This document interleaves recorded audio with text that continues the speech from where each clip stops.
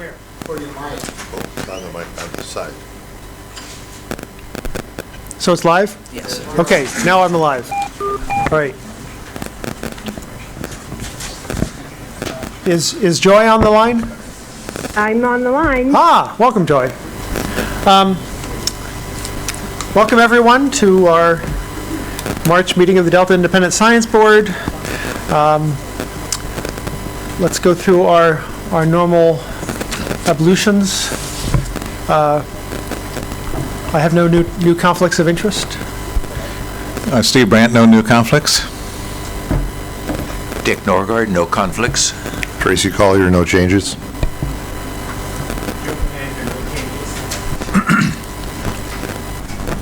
Like that, there no change. Vince Resch, no change. Liz Canuel, no change.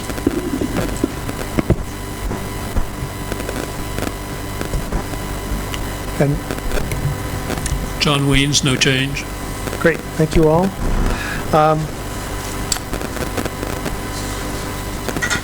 Today and tomorrow we have quite a few items to start on and finish up, I think, hopefully finish up for a few.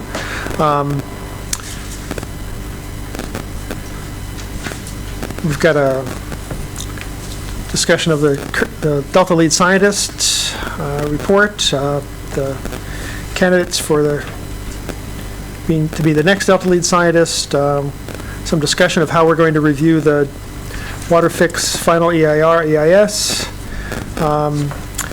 some discussion and presentations on the EcoRestore Adaptive Management Program. They have a white paper that hopefully some of you have got copies of. There's copies over here.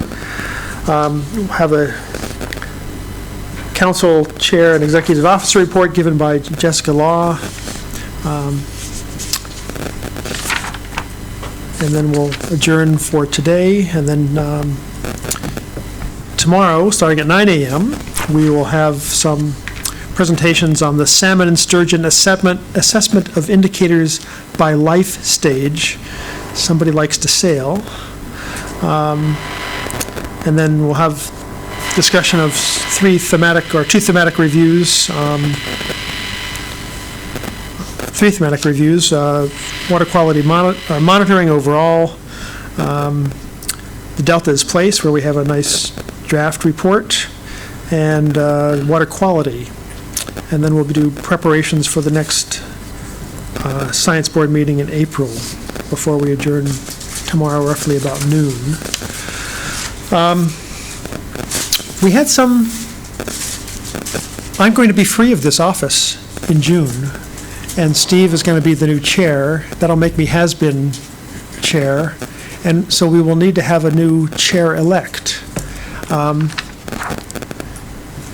Liz Canuel has graciously agreed to be nominated, but in terms of parliamentary procedure, if anyone else would like to be nominated or to save Liz while you can,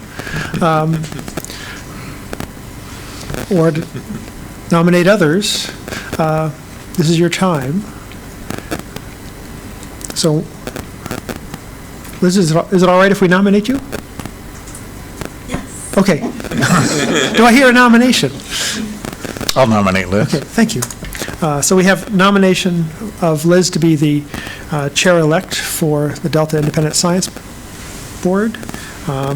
She'd take office in June, when we rotate and Tracy retires from being has-been chair. I'll become the new has-been chair, washed up. As opposed to washed out. This year could be.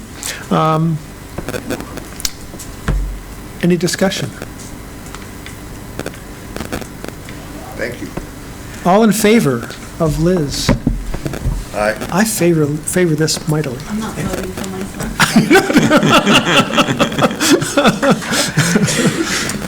You won by 3 million votes. Thank you very much, Liz. So we have a new chair-elect starting in June. We've had some discussion of work plans at the I presented some thoughts on where we thought we would be going for our plans for 2017. We've got a lot of some static. The aliens are trying to communicate with us.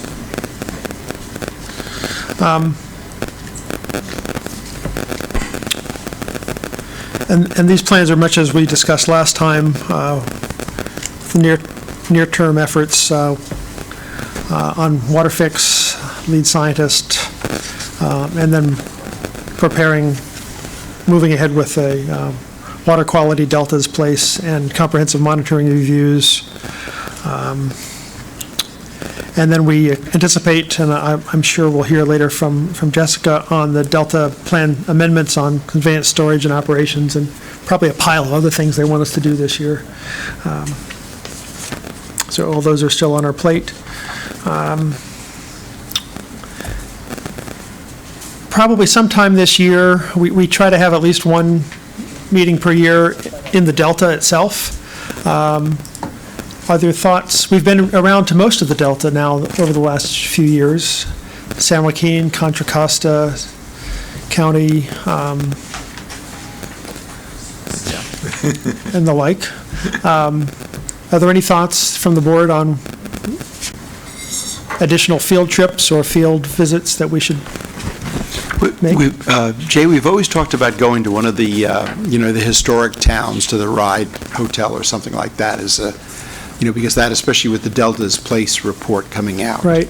If we could find some place like the Ride Hotel is a wonderful place. I've been there before. It has a big, large venue that would be suitable for a lot more people than typically show up to our meetings.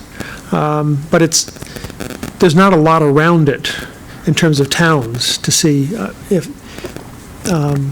someplace in Walnut Grove or perhaps Rio Vista would be good.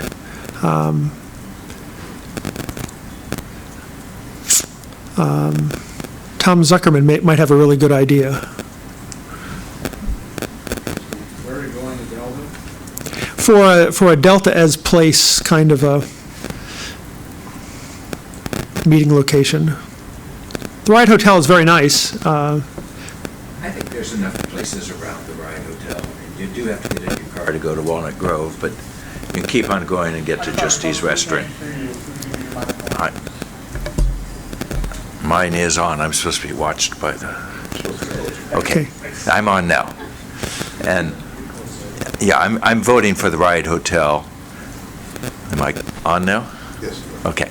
Walnut Grove is, a car ride away, but Justy's Restaurant is just a little beyond that. And it's close to Locke. We can get to the old sugar factory, sugar mill. Right. So I think it's a suitable place. Okay. I second the motion. I think it's very good we've always benefited tremendously from the field trips and the discussions in the Delta as places to go. And so I think for staff, we should start having some serious discussions before we get too far into the year. Okay.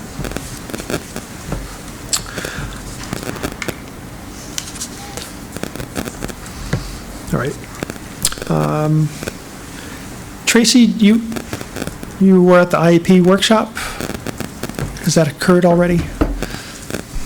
Right, that was about 2 weeks ago. I gave the update following our work plan, using the information you and Steve provided to the council. Also emphasized our monitoring review and the prospectus, which was out the day before I gave the presentation. Let people know that although it was very short notice, we would really appreciate any comments in advance of this meeting. We received 3 sets of comments, but more are coming.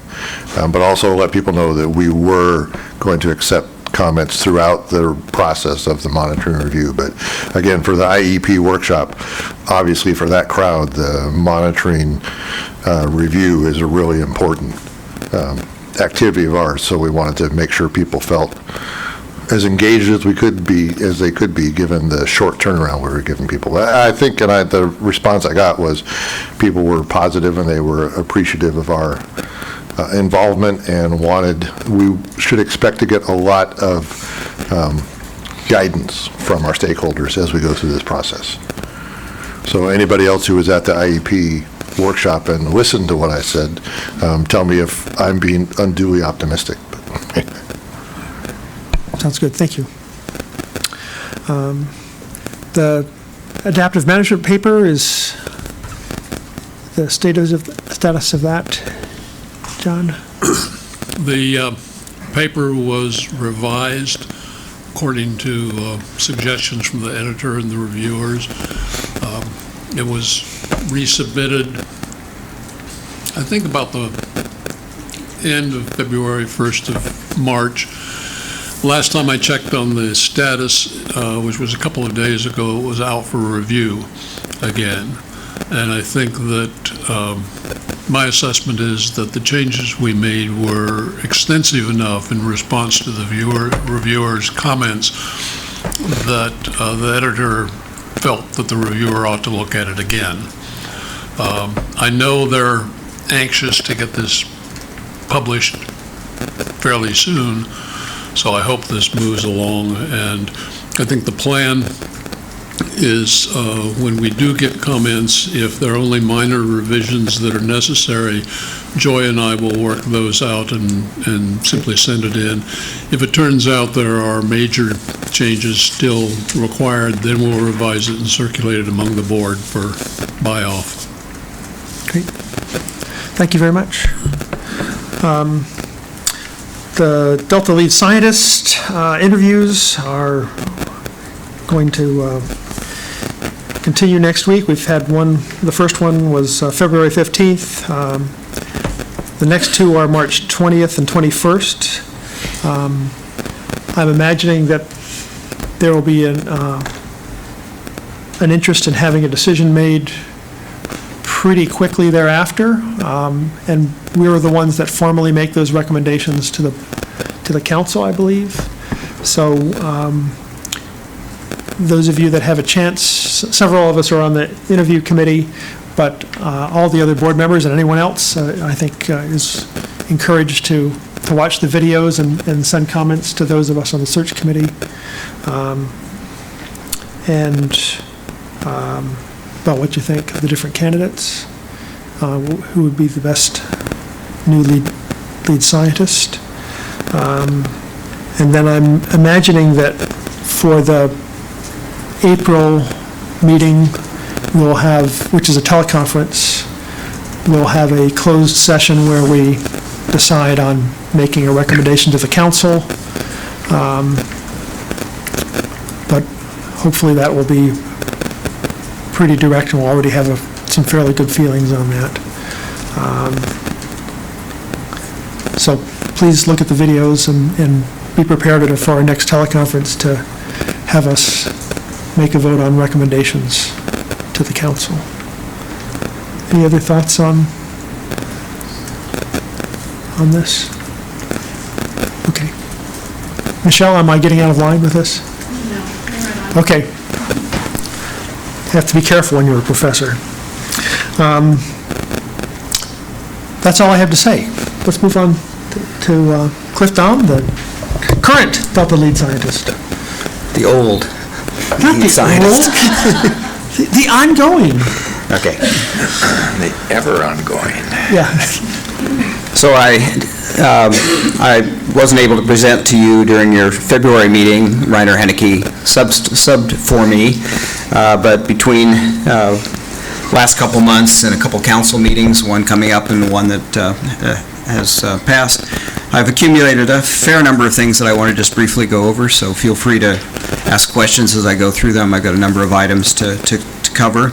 I thought I'd start out with an update on where we stand on this interesting water year. The North Sierra Precipitation 8-Station Index, checked it earlier today, and we are currently, for those 8 stations, have an average in the Northern Sierra of about 78 inches of total precipitation, snow water equivalents converted to precip. That number is, I think, already puts us at something like fourth wettest year on record for that. For those of you who are interested, the next 10 days look to be potentially quite interesting once again. And so one of the people that I follow fairly closely relative to information on precipitation reports moving forward is Daniel Swain. He has a very nice website, and I pulled down something from today. Basically, it looks like some of the forecasts that we're getting for March 16th through March 26th, that much of the northern Sierra, much of the northern coast, looking to see somewhere in the 7 to 15-inch range of precipitation. So if we do hit kind of in the middle of that, that would likely push this year to be the wettest year since records were kept, and the wettest year was in 1982-83. 82-83 ended up with a total of 88.5 inches for that 8 precipitation index. And like I say, we're at 78 right now, so should be interesting to see whether we actually break that record. Just as a point of contrast, the 82-83 value at this point in time was 67 inches, so we are about 10 inches ahead of that historic year. So yeah, it looks like chances that records might get set. So we'll keep you posted on that. I could just make a remark. He has this wonderful chart that you can get on the internet. It's so wet this year, they had to make the map of California smaller to fit the curve on. That's how wet this is. Yeah, if any of you are interested, I have both the precipitation prediction from the Swain site, and you can actually go in and make your own graph. You can actually decide which years you want to look at, and it's actually quite a nice interactive feature that they have. Hours of enjoyment. Yes, hours of enjoyment. I also wanted to give you a brief summary on a conference that I attended in January. This is a Chapman conference. The Chapman conferences are sponsored by the American Geophysical Union. They're around various themes. The one that I was invited to be part of was a meeting that focused on extreme climatic events and their effects on aquatic ecosystems. And I was asked actually to speak about some of our work on the effects of catastrophic forest fire and their effects on water quality once rain hits those denuded slopes. The one thing I wanted to highlight a little bit, I thought might be of interest to the board, is that NOAA maintains a website that actually looks at extreme climatic events, and they characterize extreme climatic events that have more than $1 billion worth of damage, and they've done that since 1980, so they have a pretty good long-term database. So since 1980, there have been 230 extreme climatic events that created more than $1 billion worth of damage, normalized to 2016 monetary units.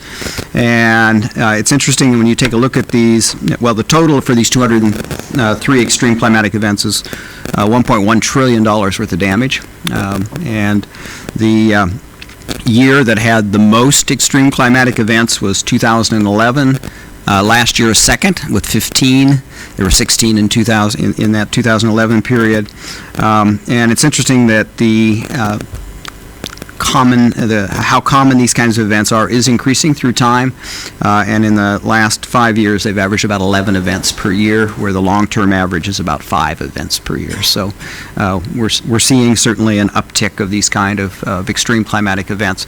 So the conference was really looking at what some of those effects are on aquatic ecosystems. And so number of the talks focused on everything from drought to ice storms to flood events, hurricanes, atmospheric rivers, things of that type. And so a lot of the presentations were then by scientists who have followed up on these extreme climatic events, often happenstance. They weren't often designed to be that kind of a study, but those studies then generated after these events occurred, and looking at some of the byproducts. The one talk that I really enjoyed was looking actually at the effects of row crop agriculture to drought, and then drought breaking rapidly by high precipitation events, much like we're seeing here in California.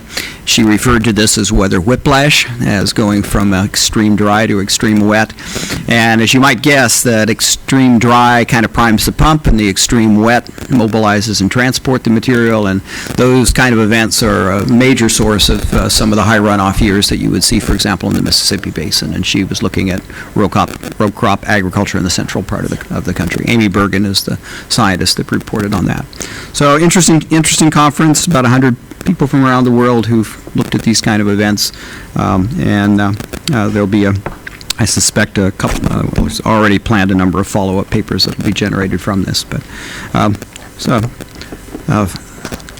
interesting and fun conference to attend. I also wanted to highlight a couple things that I've talked to the council about that might be of interest to you. First of all, as you know, I monthly pick an article for them for me to summarize that I thought might be interested the council, and the one that I summarized in the February meeting was a recent paper that I think some of you on the board will be interested, because it's a topic that you all have reviewed in some detail recently, and that is the effects of flows on fishes. And this is a paper by Albert Ruy, Julian Olden, and John Sabo. It was published in November in Frontiers in Ecology and the Environment.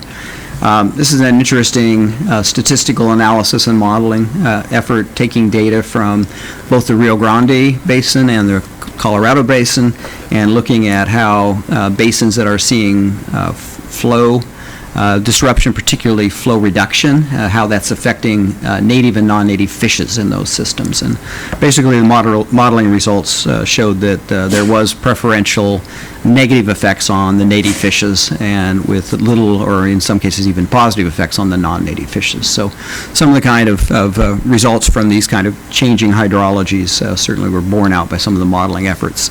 Looking at data, at least 20 years of data or more of fish data, and then of course long-term flow information, gauge information, and it's a nice summary paper that I think used some nice statistical tools to assess databases from 14 different catchments. So, I also wanted to just say a quick word about the IEP annual workshop. I think Tracy did you well.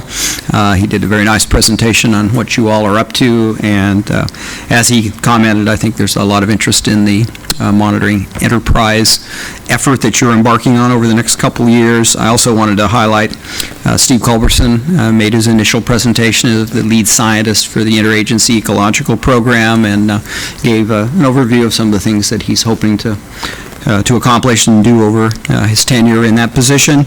And then there were a number then of workshops, two that I thought were particularly interesting, at least from my perspective, was a very nice workshop on aquatic vegetation ecology with some nice synthesis and summary papers on that topic, and also an update on, I think, on some exciting progress on integrating hydrodynamic modeling with various aspects of either biogeochemistry or aquatic ecology. Let's see. I also wanted to highlight a few workshops or symposia that have been held recently. The two of them that occurred right at the end of January, actually on the very same day, there was a forum actually held in this room on understanding landscape scale change in primary production in the Delta. This is an effort that Liz Canuel is a part of. This is an effort to take the well-developed historical ecology information that exists for the Delta, and take that and then overlay the kinds of primary producers that existed in the historic landscape, and compare that to current conditions where the landscape is, has a large agricultural component, and actually try to then assess the availability of this kind of food and the type of quality that this food might entail for the organisms that currently reside in the Delta. The initial effort on that generated a paper that was published by Jim Klearns, the lead author, that came out in the October issue of the Fuse Journal, summarizing the initial efforts. The meeting here on the 31st was to present some of that information to people who might be interested in it from a management or from a decision-making perspective. The next step, I think, in this effort then is to actually take these historical and current maps and actually try to come up with a quantitative estimate of the distribution of the types of primary producers and where they exist spatially within the Delta. So that's where this effort is headed, and the workshop on the 31st was providing an update on what was going on and also asking questions of people who might potentially be able to utilize this information in some of the kinds of decision-making they're doing, and addressing questions like, are the fish, for example, is it a shortage of good viable food supply that's affecting some of the downturns in fish populations within the Delta? So that was one forum that we helped facilitate. In addition, on the very same day, and I did not actually physically attend it, but I've got a couple of briefings on it, was a symposium on contaminants in the San Francisco Bay Delta, novel tools and approaches to evaluate effects of multiple stressors. This was done in conjunction with the UC Davis Coastal and Marine Sciences Institute, and a lot of the focus here was on some of the new and novel techniques that allow the examination of contaminant effects, not one contaminant at a time, but looking at how mixtures of contaminants might be affecting different aquatic organisms within the Delta. So that was again a symposium. We periodically co-support these kind of efforts with the Center, the Coastal and Marine Sciences Institute, and this was one that I understand there was a lot of interest in this topic and on the new tools that can be used. Coming up in the next, just a second, find my notes. Coming up in the next council meeting that'll be held actually out in Brentwood next Thursday. Wanted to highlight a couple things that I'm going to be speaking about to the council. First of all, I wanted to highlight the paper that I'm going to highlight. That's a new journal article. This is one actually that Richard Norgard also brought to my attention. This is a paper on defining snow drought and why it matters. This is a paper by Harbold, Dettinger, and Rajagopal, and it was published just recently in EOS in the February 28th issue of EOS. It's a short article, but I think asks kind of an interesting and probing question, and that is a lot of people now are talking about snow drought, but the authors felt that there was a need to be clear in the definition of what we mean by snow drought, and in particular they wanted to differentiate snow drought from two different types. One is snow drought where there's simply a lack of precipitation and you don't build up a large snowpack. The other is to have a snow drought where you don't have unusually low amounts of precipitation, but the precipitation is no longer falling as snow, it's coming as rain. And so that has very different implications as to how you would then potentially manage that water or that shortage of water. And the paper is a very nice summary of some of these ideas and concepts, and also some of the implications that they have for managing water supplies, depending on whether it is a snow drought due to dryness or whether it's a snow drought due to changes in the form of precipitation. So, or early melting is another possibility for that. So anyway, thoughtful article. I think you'd enjoy reading it. Also wanted to highlight that an upcoming activity that the science program is involved in is this, I think, was done last during Peter Goodwin's tenure here, but we are going to have an early career leadership workshop. We like to host these with some of our fellows, both fellows that are working with us and also some of our Delta Science fellows. The early career leadership workshop is going to occur April 25th through April 27th. It's really an opportunity to get some of the fellows together and basically talk a lot about the things that hopefully will benefit them as their careers unfold. They'll learn things about different job pathways that can be considered. They'll learn about communication skills. One of the things that we end up doing is we work with them to come up with short 1 or 2 minute summaries of the key aspects of their research, and we have them then come and present to the Delta Stewardship Council. All 15 or 20 of them give a 1 or 2 minute summary of what they're working on and why it's useful and important for the council to be involved in supporting that kind of effort. So, and I think we'll end up with a field trip for the fellows to the Poudre Creek restoration sites. So, anyway, it should be a nice event. I've heard really good things about when they were run about 2 or 3 years ago when they've had them, and looking forward to participating in that. The other thing that I wanted to spend a little bit of time on is, and it's the last item, so, and that is, I want to give you an update on the development of the 2017 to 2021 Science Action Agenda. There's a couple of reasons why I want to do that today. First of all, I want to give you the very pragmatic reason as to why we're doing that, and that is the Delta Science Plan says that we will do that. It's Plan Action Item 2.2,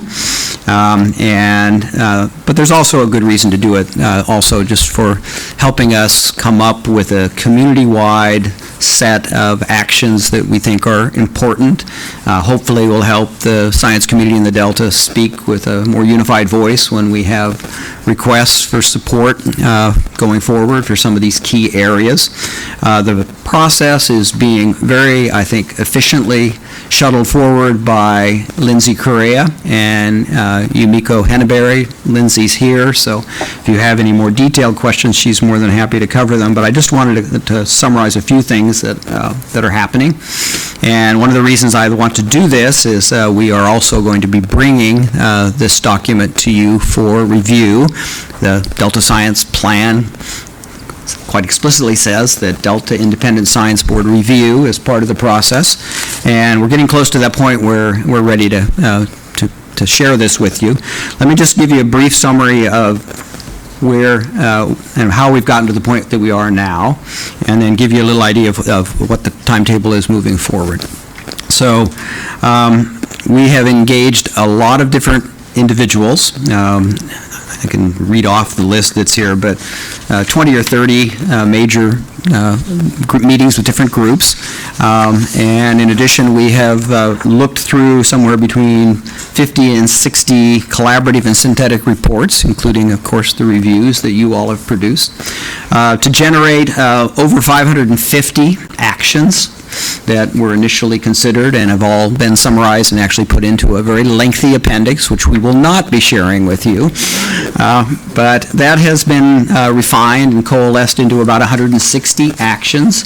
Those actions were then ultimately gone through a formal prioritization process that Yumi and Lindsay headed up, and with advice from Steve Culberson and from me. And they came up ultimately with 5 overarching themes and about 27 potential science actions. We took that information to the Delta Science Program Science Advisory Committee, had a very nice half-day meeting with them, and got, I thought, very encouraging and positive feedback. They particularly like the overarching themes that have been developed. There was a lot of discussion then about the different more specific actions that might be under the different overarching themes. That information was then brought back. We had a public workshop where we had a meeting with the Delta Agency Science Work Group. It is a group of people that have been basically, the directors have given their approval for these science folks or science policy folks in their agency to work with us on science themes. Spent a half day going over these action agenda items, trying to get them into again, getting feedback on what some of the higher priorities would be within each of these overarching themes. And ultimately, this has now been used in the next step of the effort, which is further refinement based on the input from those two meetings. That ultimately will generate a document, a review document for public release, and a document that we'd like to share with you. The timing on that, I think Lindsay and Yumi would like to have this completed April, probably more on the early side of April rather than on the late side of April. Just to give you an idea, the core document is anticipated to be somewhere in the 15 to 20 page range. It's going to include a preface, a little bit about why we're doing this, how it was done, what are some of the outcomes that this might facilitate. There'll be then these 5 overarching themes with some text and some of the specific science actions that have been identified by the community as a whole to hopefully basically be fleshed out under each one of these overarching themes. And then there will be a kind of an epilogue which will summarize ways that hopefully this document can be utilized over the next 5 years. So we'd like to bring that to you. Again, probably share that with you when it's prepared and ready and let it be done concurrently with the public input. And so it would be ready before your teleconference in April. And then we'd like to, work with you to provide a review in however form you all would like to have it reviewed. So we have just that's the basic timeline. There's a variety of potential questions we might pose to you, but we'll certainly bring this forward with some questions that we'd like you to address. Things like, how do we strengthen this? Is the coverage seem appropriate? Other kinds of things like that. How well is it, articulate the rationale behind the agenda items that were selected? Things of that type. So, just wanted to give you a heads up that that's forthcoming and that it's part of what we had hoped would be the Independent Science Board's input in developing this science action agenda, which we promised to do in the Delta Science Plan back in 2013. So I'll open it up to questions because I suspect there might be some, but I just wanted to give you an idea of what you're looking at and a timetable as to when these things would be coming to you. Thank you very much. Tracy? Just one question I ask it every time. I'd like to get an update on the upgrade to SAC Regional and the planning for the sort of the monitoring and the pre and post and how that's going. Because again, I think, and it came up today in our water quality sort of discussions, that's a big deal in the region. I'd like to know how that's going. And I think you're pretty senior in that, so. I can give you an update on where we are on that. I think I shared with you maybe 3 months ago that we were in the process of soliciting some prospectuses that would basically allow us to begin some pilot projects that we wanted to get initiated in 2017. That process has continued, and we actually, I think, ultimately received 8 proposals, or at least short summaries of ideas for proposals. We thought that of those 8, 5 of them seemed to have topics of interest. We encouraged them then to utilize our directed action proposal pathway to prepare the longer, full proposals. The person who's heading up the effort is Nicole Stern with Reiner Henneke. The proposals have come in. The proposals have been sent out for review. They go through a minimum of 3 reviews of the documents. I believe that almost all are now in. Ultimately, the decision-making on which of these to fund and at what level to fund, I am leaving to Reiner and Nicole and a few of the others in the science program, because some of the proposals involve U.S. Geological Survey scientists, and I, as a U.S. Geological Survey employee, recused myself from any of the final decision-making. But that process is getting close to completion, and hopefully probably at least 4 projects should be I think hopefully let within the next month or 2. Certainly, we want to get them out the door before the end of our fiscal year, which is the end of June. Details on the proposals and the content of the proposals, I think ultimately are going to be shared once we finish that review process. Yeah, we're hoping to get these 4 projects initiated. We've been working, Tim Musson is here. I just want to acknowledge that the SAC Regional Science Group has been very helpful with interacting with us on this. They've done friendly reviews actually on all the proposals, so we've got their feedback and are relaying the feedback both from the blind reviews and from their reviews to the investigators to hopefully strengthen and modify the proposals as need be.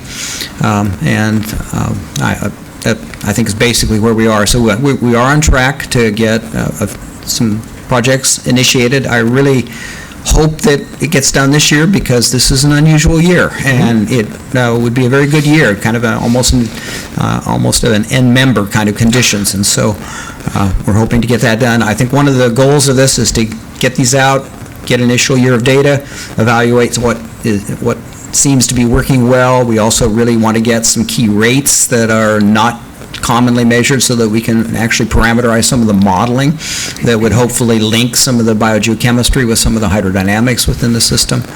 And then I'll leave that to my successor as to whether or not this effort is worth doing in the long term, but I certainly think it is, and I'm going to certainly encourage that we try to get this information.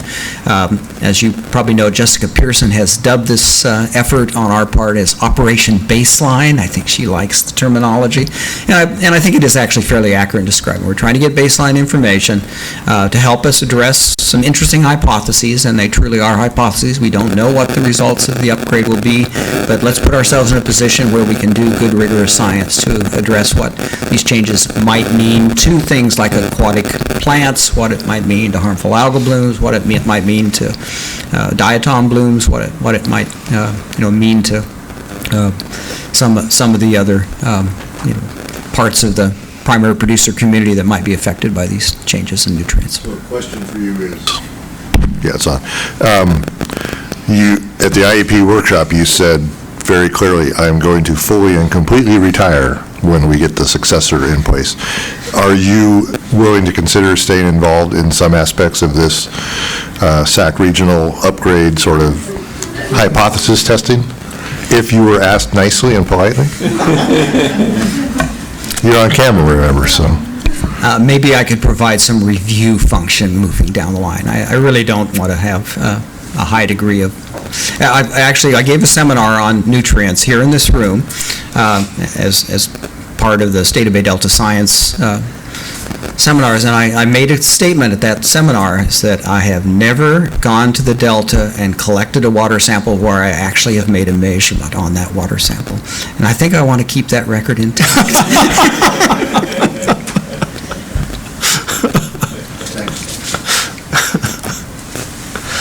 Other questions? Yes, for the review of the Delta Science Action Agenda, when would you like that to be completed? If you give this to us in April, which will be about the same time that we're still working on the WaterFix, and we might be getting something on the conveyance, storage, and operations plan amendment. I'm just trying to think about that time, those few months in there. I know it's a busy time for all of us, and particularly for you. Lindsay, are you hoping that they could potentially turn this around in a couple months? What is your urgency on when you need it?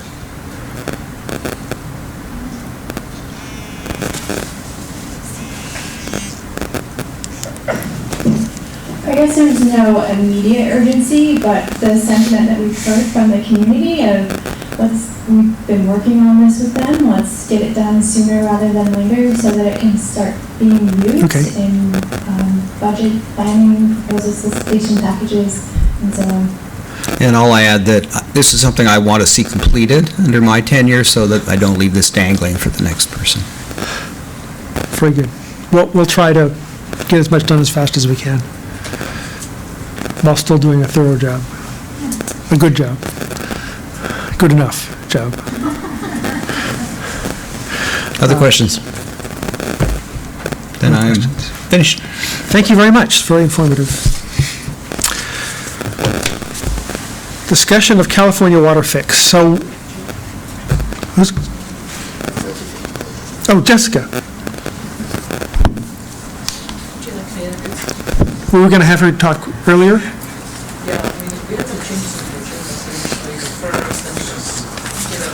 I'm happy to hear from Jessica anytime. Actually, I think it would be better before the talk about WaterFix. Okay. Sounds Perfect. good. Okay. Thank you. Thank you. Hi, everyone. So I'm here on behalf of Randy Fiorini and Jessica Pearson today. They send their apologies that they could not make it. But I just wanted to give a few updates on some upcoming activities at the Stewardship Council. And first, we wanted to thank you, Jay, for coming to our last Delta Stewardship Council meeting and providing an update on ISB priorities for the upcoming year. So we wanted to return that in kind and give you an update on Stewardship Council priorities. So I brought a few handouts with me. They should be on the desk behind, but one, I brought a copy of our 2016 annual report, and this year it's titled "In Pursuit of Progress Towards a Resilient Delta." And I like the picture of Oroville Spillway flowing.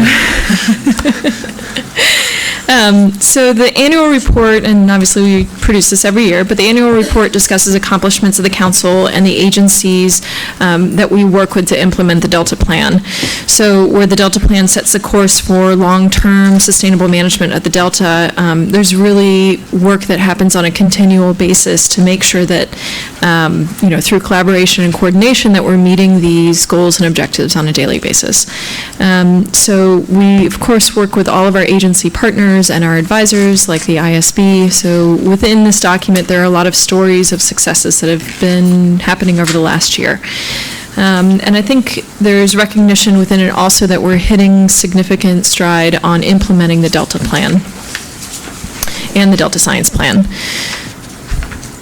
So there's a few stories in there, including how some focused and relevant science and scientific workshop and peer reviews facilitated by the Delta Science Program have ensured that key Delta projects are founded on the best available science.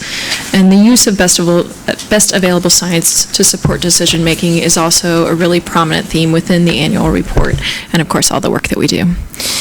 The other thing that I wanted to share is the Council's 2017 work plan priorities. So a similar chart to what you have, two-sided though. And really on the first side it talks about Delta Plan implementation, and you'll see at the top are the upcoming amendments on the Delta Levy Investment Strategy, the Conveyance, Storage, and Operations Amendment, and the Performance Measures Amendment. Those are all happening right now, and there's a lot of work certainly that's going on. And then later in the year, we're going to start working on a scope of work for an ecosystem amendment, and then also a 5-year review of the Delta Plan.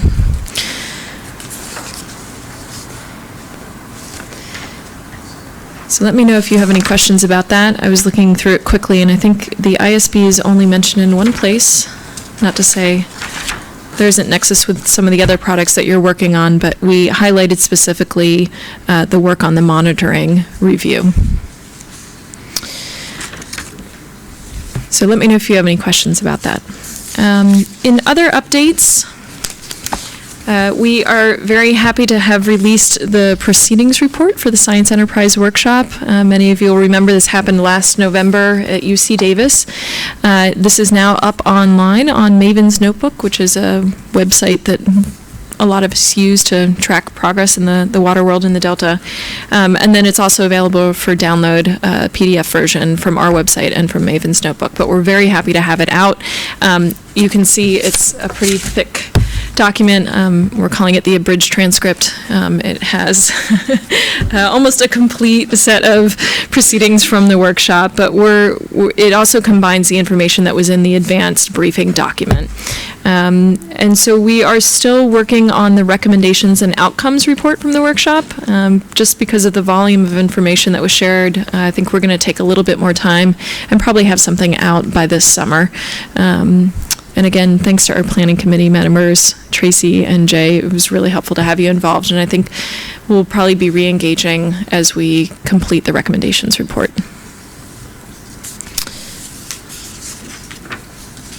And then one other thing, so that's coming up, and we've been talking about this a little bit, but the National Academy of Sciences, the Water Science and Technology Board, has released information, including committee members, for a new study that's coming up called Grand Challenges and Opportunities in Environmental Engineering and Science for the 21st Century. I think we've talked about this a little bit. Maybe it's come up before in an ISB meeting. So this is an ad hoc committee. They'll conduct a study to identify the grand challenges for environmental engineering and science in the next several decades, and look really at the nexus of environmental and public health, infrastructure development, energy generation, and food production. The first meeting, public meeting, will be held in Washington, D.C. on May 4th and 5th, but they are soliciting suggestions from the public for grand challenges in environmental engineering and science. And they're asking for submissions by April 17th. All the information is available on their website, and I'm happy to provide a link. The Delta Stewardship Council is a potential sponsor of this committee, so we're going to be closely tracking committee activity and recommendations as they may relate here to the California Bay Delta. I'm happy to provide more information, but I wanted to make sure that you're aware that they're looking for suggestions broadly. So can you provide that link to us, or? Yes. Okay, that'd be great. And then finally, the Delta Plan Interagency Implementation Committee is going to be meeting on April 17th at the Sheraton Grand Hotel. We meet twice a year, usually in the spring and fall. And at this meeting, we will be discussing agency priorities, DPIC committee member priorities for the upcoming year, progress on ecosystem restoration, and updates on collaborative science activities. And of course, you are all always welcome to attend or to tune in to the webcast. Okay, and then one last thing, Cliff, I don't know if you wanted to give just a quick update. The Stewardship Council is submitting a letter to the State Water Resources Control Board tomorrow, I believe, for the deadline. I don't know if you just wanted to give a quick overview of what that is. Yeah, I think it's in the final stages of completion. I think it'll probably go out today or tomorrow, but this is the, let me get it, the SED, and that stands for the Supplemental Environmental Document from the State Water Resources Control Board about the setting flow criteria for the 3 tributaries of the San Joaquin, and it's been out for potential review, and we as science program and the council as a whole have had a number of staff review the document. We had 3 or 4 main comments that we wanted to make, some dealing with adaptive management, which would be very much of interest to the committee, others about the methodology that's used to basically decide upon a block of water that might be then used for the flow, and then some issues about how to sculpt and shape those flows to make them as effective as they can be for some of the functional needs and life histories of some of the fishes that they're trying to protect with these flows. And so we are submitting, along with many, many others, a letter basically with our comments about the document that's been released. And so I think the due date's tomorrow, and I suspect a final copy that will be posted probably early next week. That's it. All right, thank you. Any questions? I have a couple of questions. Which of these items do you think that are on the council's agenda do you think will be brought to us for any kind of comment? There's some occasional talk about us looking at various Delta Plan amendments, and I see quite a few here. Is that, I'm imagining that we'll have some discussions between the chair or the chairs of the science board and the lead scientist before they would come to us. I think it sounds like it would be good to talk through the schedule in a little detail and figure out, because there's a schedule that the amendments have and the environmental review has for those amendments. Right. I'm not sure specifically what that is, but how about we can go through that in a little more detail to help do work planning. We can do that offline, I think. Okay. But it's probably useful to make sure that we do address the most important things in the right time. Right. Okay, very good. And I think just in terms of scheduling, I suspect that the one you'll be seeing within the next couple months will be the conveyance, storage, and operations document. Okay. Yeah. Very good. Thank you very much. Any additional questions? Any questions from the public?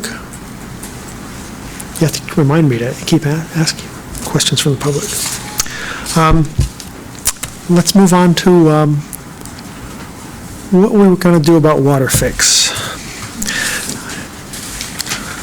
We were going to have a presentation from Department of Water Resources on WaterFix.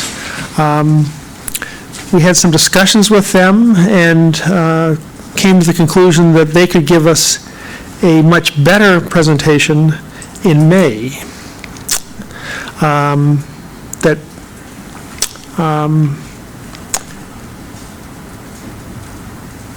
But there's a lot of interest in us having comments in by June or July. So I thought, well, maybe we can make this work. We talked to some of the other agencies that might have an interest in our comments, and they seem to think that if our comments come in June or July, that would probably be fine. This is our last opportunity to weigh in on this subject. I think we want to keep it mercifully brief. We've had some really nice comments come in from individuals on different sections of how well the final draft responded to our comments in the last round. My thinking is that what we might want to try to do is to have an internal draft of our comments, or at least a collection of our thoughts, for our April meeting, and then also refine that a bit more so we almost have a draft report for the May meeting, and that way we can ask very pointed questions in May and be done with it shortly thereafter, and not drag it out to affect other things that folks want us to do. How does that sound? We had a few volunteers last time to help pull this together. This being the last day of the quarter, I've forgotten exactly who those volunteers were. Vince and... I sent mine in. You did? Yeah, the comments that have come in have been useful. So... So Jay, you've received the comments from John and Vince and Dick. Anybody else that was asked? I remember seeing there was a list about... Brian, certainly, and Okay. Vince. So what's your general Dick. sense of the tone of the comments that you've gotten so far? I'm just curious. I'd have to say that there was some frustration, that there was some things that they addressed from our earlier comments, but quite a few things that were not, or they were only partially addressed.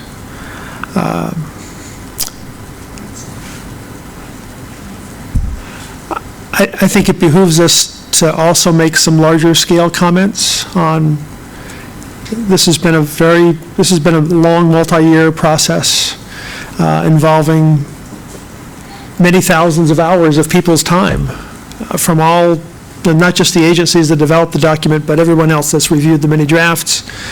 I'm struggling to think who else is in a position to review the overall process and the effectiveness of this effort for the people of California.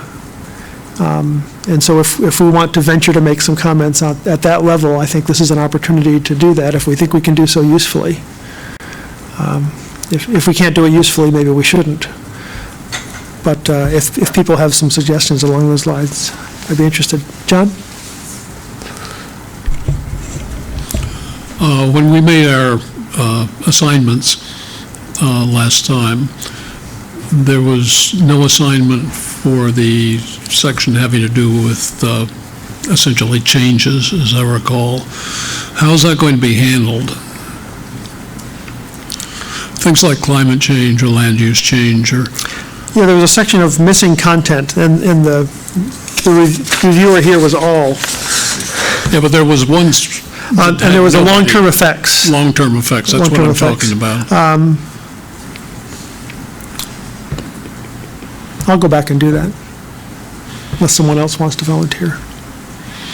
Well, I only asked because in terms of looking at adaptive management, I kept running across vague hand-waving references to how climate change was going to be addressed, mostly having to do with the fact that it was in the no-action alternative and therefore didn't need to be addressed, which we have criticized in the past. Right. Clearly, that's one thing we want to include, I think. Vince? Jay, what did we decide to do about beyond those 5 points, that, the specifics for the different chapters? Did we decide we're going to go into that or not in our, I don't remember from our April I don't think we wanted to go into a lot of detail in the chapters. I don't think anybody's going to read it. I'm thinking more of comments that we all might have on the overall effectiveness of the document for the purposes of an environmental impact statement for decision-making. Not at the legalese end of it, which is more suitable for others to judge, but as a scientific basis for making decisions on this pretty important strategic issue. My thought on how to collect that kind of thinking was to ask everyone by a particular date to send in at least a bullet point list of those kind of comments. And then we can mirror those in and out internally, as we've done in the past by having them go through Martina. How does that sound? So by that, you do mean the comments that we had at the end, when you say the bullet point of comments, is that what you're referring to, or, because we've already done the 5 main comments, but we had, pages and pages of specific ones.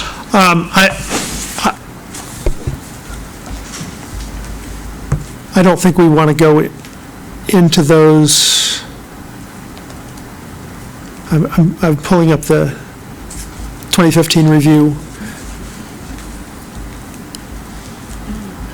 A lot of these were chapter by chapter towards the end of it. I don't know that we want to do that. So what are the bullet points you're referring to then, when you say we should all be sending them in? Overall comments on the effectiveness of the whole enterprise. To what degree does this document and the process that created this document provide the kind of scientific record that would be useful for policymakers making decisions on these kinds of projects? I think that's the level at which people are most likely to want to be reading this. If we want to make more detailed comments, we could. It just doesn't seem to me that it's likely to be read. John, Liz? One of the difficulties that I encountered, and I imagine most of us encountered, in looking in specific aspects of this, is the distinction between the regulatory and policy domain of the EIR, EIS, which is strongly driven by the biological opinions.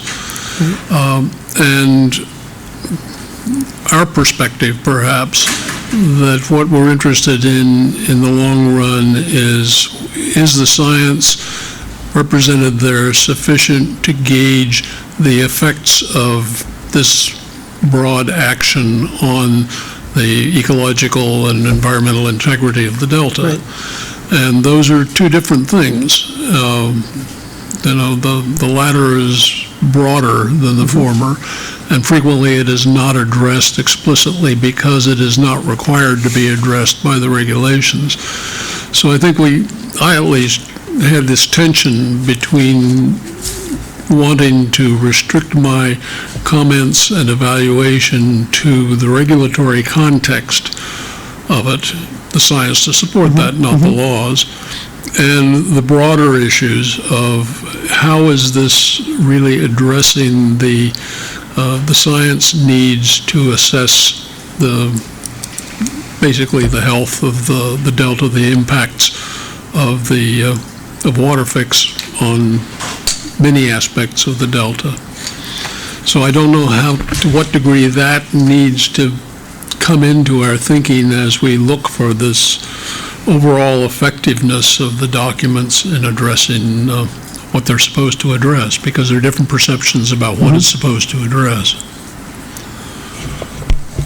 Well, that's why I appreciate some discussion here as to what do we feel we ought to be doing here, since we are an independent science board. Joe? That's always an issue when you do the environmental impact statements, how much science, in the overall sense should go in. But I think in this case, we should handle the regulatory component, because it is the one which is focused on EIR, EIS, probably. Isn't it?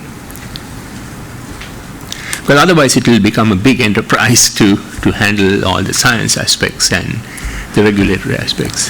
It's an interesting way that John brought it up. I think this does provide sort of an overview of all the Delta science that there is through this narrow window of this project. And we might have some reflections on what this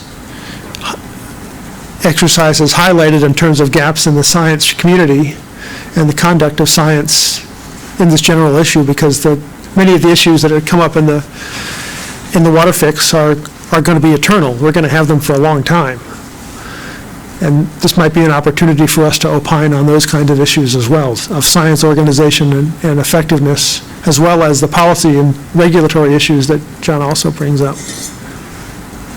Just to add, because I get involved in this large field experiments, so most of the time there's two documents. One is the science aspects, going through science issues, how to handle that, operational plans, and then the other one is the environmental impact statement, EIR, EIS, which just handle only the regulatory aspect.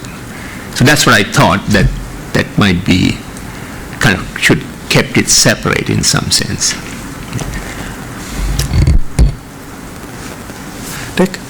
Yes, I think we're also trying to organize a report, a summary from the State of Bay Delta Science for the May meeting, and bringing Michael Healy back, and hopefully Michael Dettinger also.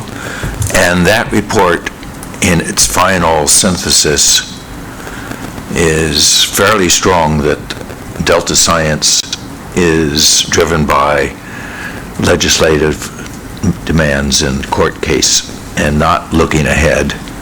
And, we didn't go on to how could you structure Delta Science so a significant portion of it could be looking ahead. But it seems to me that's inherent in this document as well. How do you have a scientific process which really admits all the uncertainties of the future and yet has projects moving forward?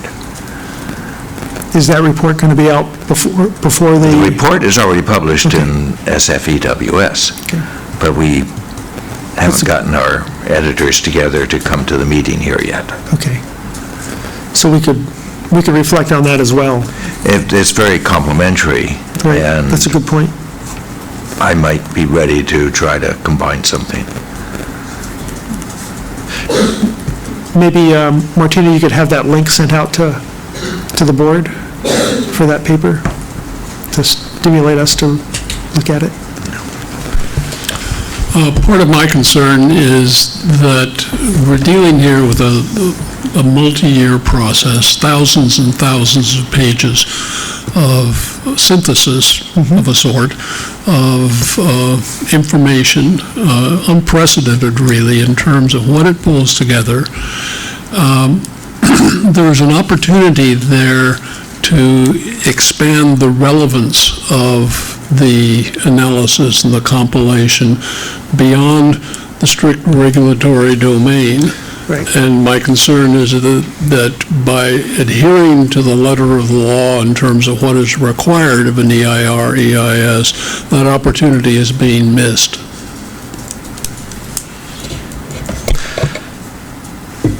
So do you think that's a suitable subject for us to include in our remarks? I think it is. After all, we're independent. We can basically offer opinions, whether they are relevant opinions or not. And other people can make the judgment of that. I think we'd be remiss if we did not call attention to what I at least regard as a missed opportunity or a shortcoming. Good. Vince, you have any thoughts on this? We're going so far off what our first two documents or our first two responses were. I mean, I think what Dick brought up and followed by John is, I think it's a very good idea. I just don't want to be the one to write it, because I really wouldn't know how to go other than what John just said about it. It is a missed opportunity, and so... Steve? Yeah, I'm sort of with Vince on this. There's an awful lot of data there, an awful lot of information, but it was targeted towards a very specific project. And even in our comments, we said it was not comprehensive enough. There were things missing and so forth. And if we were to have originally done our review, is this a compilation of the state of the science in general, we would have found far more gaps than we have now, which is just a compilation of the science relative to very specific objectives in restoration. So I think that we can certainly use that document and any other reviews we do as a compilation. Again, I want to say it's a slanted compilation because it is done with a certain purpose in mind, but it certainly is something that we could encourage others to use, but recognize that it was collected and analyzed for a specific purpose. And I don't know how we would change our review of their response to our review,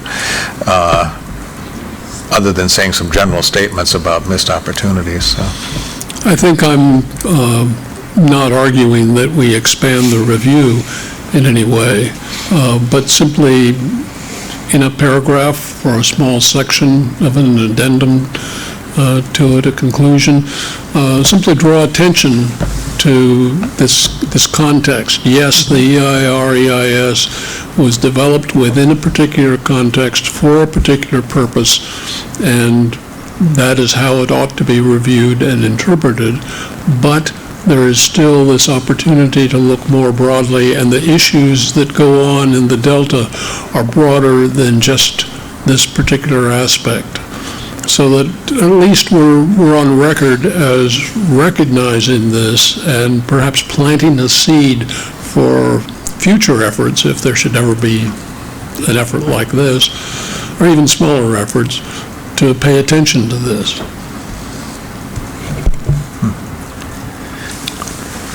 Tracy, Liz?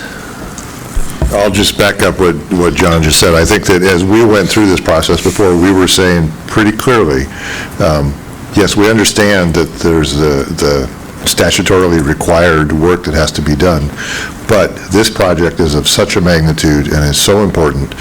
It's not outside of the realm of the people promulgating the project to do a more thorough analysis and a larger overview, and we've pointed that out, and that's a point we need to keep making, that the agencies can ask for a more comprehensive, something that goes above and beyond the requirements, especially given the importance of this to the entire state of California. So I think I agree, we should not let that be lost from our final comments on the EIRS. Liz? I think I'm just building on the same spirit, but it was clear in looking at the responses to some of our original comments that often the responses where our suggestions were not followed, the rationale for not doing that was based on the regulatory nature of the document and the things that are typically required in that document. So I think we were asking for things beyond the typical nature of an EIR, EIS, but we were doing so because of the, significance and magnitude of the of the proposed project. So, I think we may want to revisit that theme in our comments, that we maybe understand why they responded in the way that they did, but also we continue to think that it's important to think about those things in terms of moving forward. And I think, just following on that, I think the way I think about it is that there was so much effort expended, so much science compiled and evaluated, with a fairly modest additional investment of resources. There's a tremendous opportunity for value added for the whole system, and we're losing that by staying strictly with the regulatory requirement. So think for something of this much effort, let's not lose that value just because we're saying we've done all we need to do. Let's stop here. Let's go the extra yard to make something that has a much greater value than what we currently have. Joy, do you have any thoughts on this? But it's Can you hear me? You have to speak louder. Beyond this. Okay. Yes, to me, it's still a document that has many species considered individually without thinking so much about food webs or plants and animals. It's looking at each species individually as though if one changes, nothing happens to the rest of them. So I think that the need for holistic thinking is still there. I looked at the EcoRestore part, and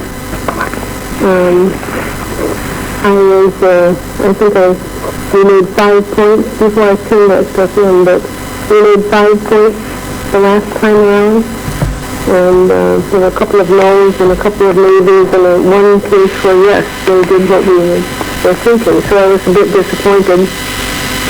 But then I was reading the EcoRestore Adaptive Management plan, and I got a much more positive impression, because there's a great deal of careful thought that has gone into that. And so much of what is critical, like where is the restoration site going to be, hasn't been decided yet. So it seems that large parts of this environmental impact analysis is premature. Anybody else have that thought?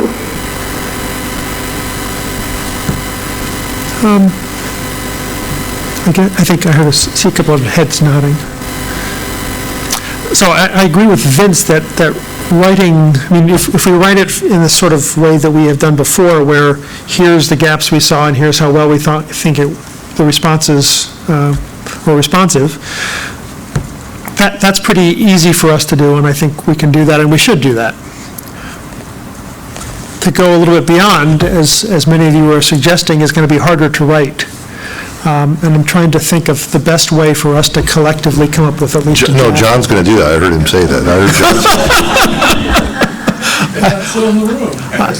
I've been abusing John for 2 years, and maybe I should pass that on to the next chair, but... I'm happy to abuse John, too. But I don't want to always be turning to John.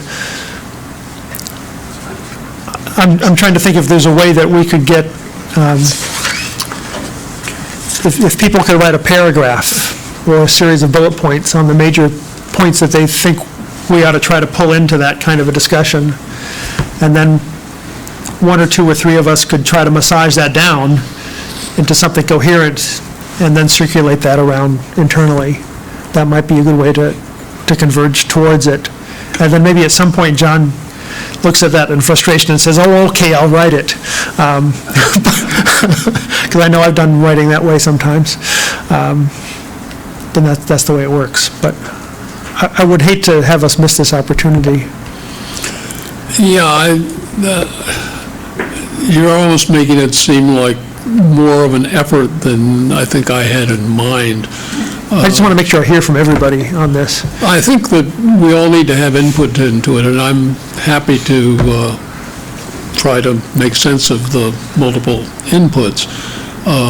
But my approach to it would be to basically take no more than a page to put together some, it could be a section at the end of the overall report, an opportunity lost, and simply make the points that we've been making to draw attention to that, because I don't think legitimately we can criticize the WaterFix documents for not addressing these points that go beyond that, although when I wrote up the adaptive management part of that, I did have some statements in that, and they did in fact include in the discussion of adaptive management a few sentences in a couple of places that dealt with how do we consider effects that go beyond the biological opinions. So there was an awareness of that, but it was a selective awareness, because as Liz says, a frequent response to many of our comments earlier was, well, that's beyond the regulatory context. Right.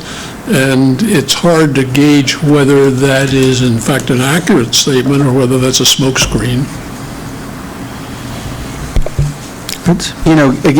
Given that this is the final, that nothing is going to change beyond this, and they're certainly not going to go back and do this, I think the main point could be just almost like an editorial or an essay of to think of it in that context of future things, rather than thinking that anything is necessarily going to change within the document. Right. So I think in that context, as you've done with your column in the British Ecological Journal, it's almost a philosophical piece about that. I think that's what I have in mind. Dick? I'm frustrated. I think we're dealing with some very real issues about reality and real issues about science and real issues about the lag times in court decisions on environmental impact statements. And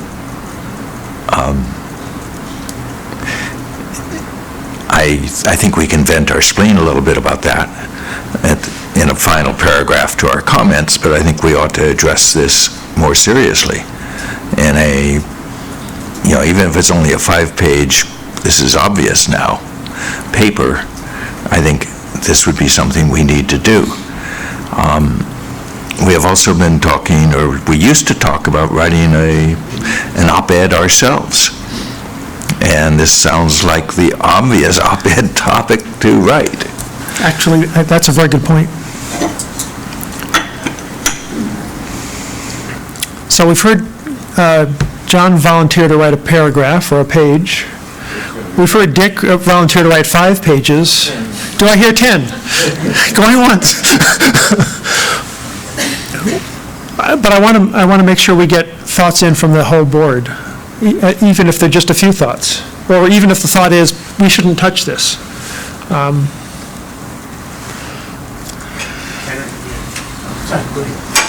I was just going to say that I think having some of this framed out a little bit, maybe point again at John writing something and maybe have Dick look at it, and then to see whether it's something to be, it could be both, but add it in as a sort of our wrap-up statement, and then think about it once we have a chance to see something in writing about whether or not to expand it into a more editorial sort of a thing. Okay. Joe? I mean, I still feel that when you're doing the EIR, EIS, that's kind of a secondary thing to your main project. The main project has certain implications and it has environmental impacts, and then you use the best science to mitigate those impacts or completely eliminate those impacts. So if you didn't use the best science to eliminate those impacts, then we can be very forceful. Otherwise, what we are going to do is asking to do more science to develop scientific arena rather than addressing the environmental impacts and mitigate them. Then it's not really in line with what's expected. I don't think we're going to be asking them to do anything additional. Beyond. So what we are going to say is that they haven't used the best science to address these mitigation issues. I think our role here is to first say, where are the remaining gaps as we see it? And then what lesson, and that's sort of our in legislation role for this review.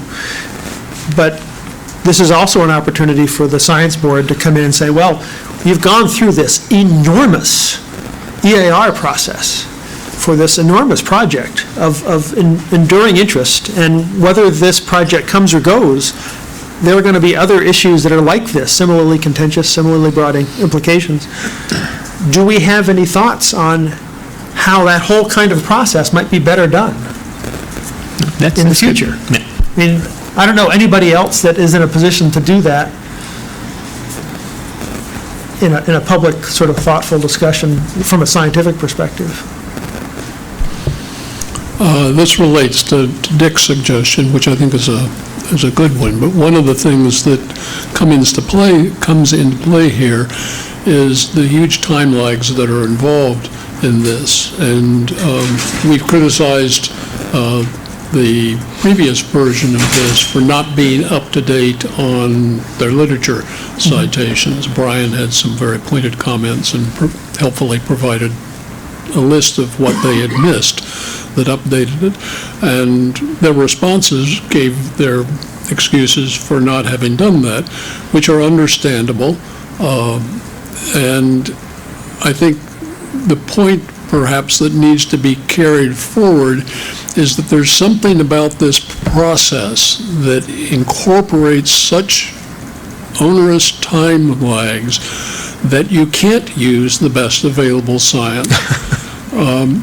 And particularly if we're dealing with rapid changes such as climate change, sea level rise, things of that sort, those will make the whole process out of date by the time it is in fact encapsulated if they are not considered. So there's some real fundamental points at issue here. I don't think we need to bring it in that explicitly with reference to this. I think a short alert is sufficient, but I'm very much in favor of what Dick says is a more general statement about the inadequacies of the whole process in terms of bringing science to bear on these rapidly changing conditions.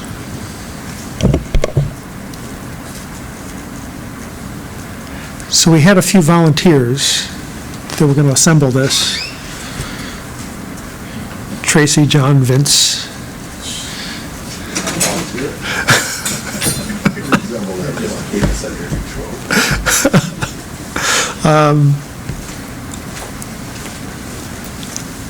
Let's gather up the pieces of what people want to send. So send your paragraph to page to up to 5 pages to Martina, and she can reflect that out to the whole board membership. And then we'll have our small group look at that and try to assemble it down into a draft that we can be circulating around for our April meeting. Does this sound reasonable? And then we'll have hopefully something pretty good as a draft for when we meet with them in May. So send that by March 23rd, 4th? We better set a date because April's Yeah, we coming better. up, so. Yeah, let's say March 25th.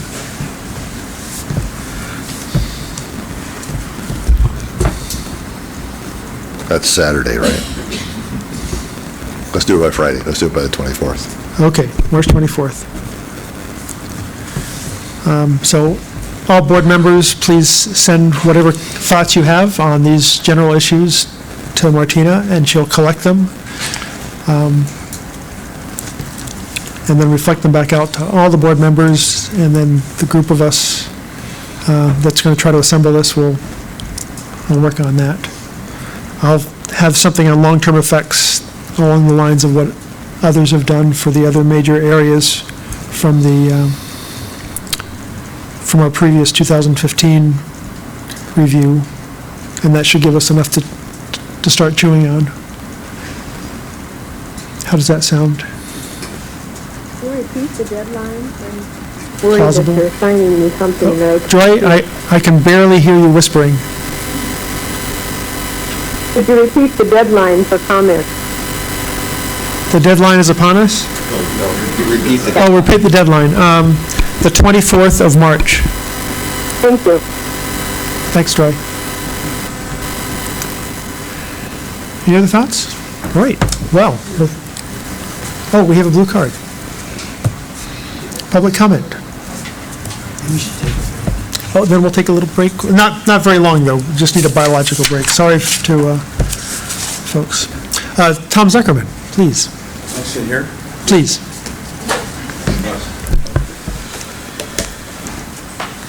Thank you, Mr. Chairman. I hadn't anticipated that I was going to want to address you today, but this discussion has stoked me up. And the comments may be a little anticipatory, and if you're uncomfortable with them, let me know and I'll postpone them. But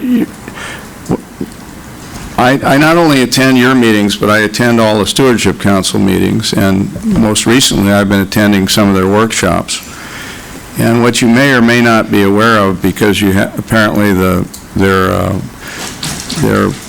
amendments on conveyance, storage, and operations may or may not have gotten to you yet. But there is a kind of a conclusion on the 5th page of those documents that the WaterFix is the solution to the problem, which greatly disturbs me and the types of people on whose behalf I speak. And we've registered that criticism before the council, at their workshops and so forth. I don't know whether it's going to result in a change to the document before it gets to you, but I assume it will not. I am not a scientist.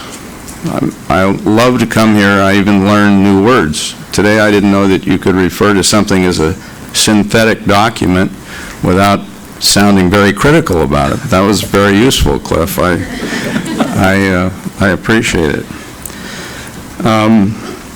But a little bit of a history on this thing. When the Stewardship Council got started, the Delta Reform Act said, well, we're going to do the BDCP, and then it's going to come back here.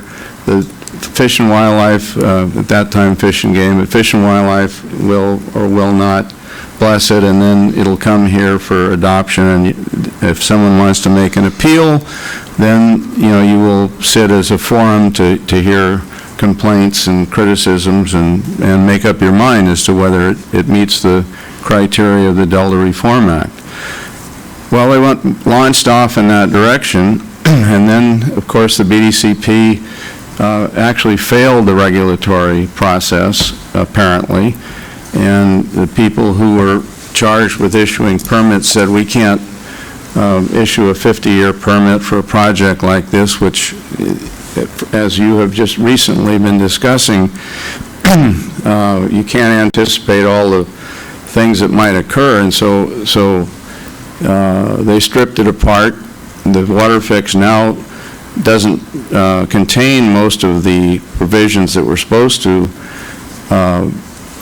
solve the environmental problems, and there's something else out there called EcoRestore, which you have a paper on here today, which is very problematical. It's not part of the project.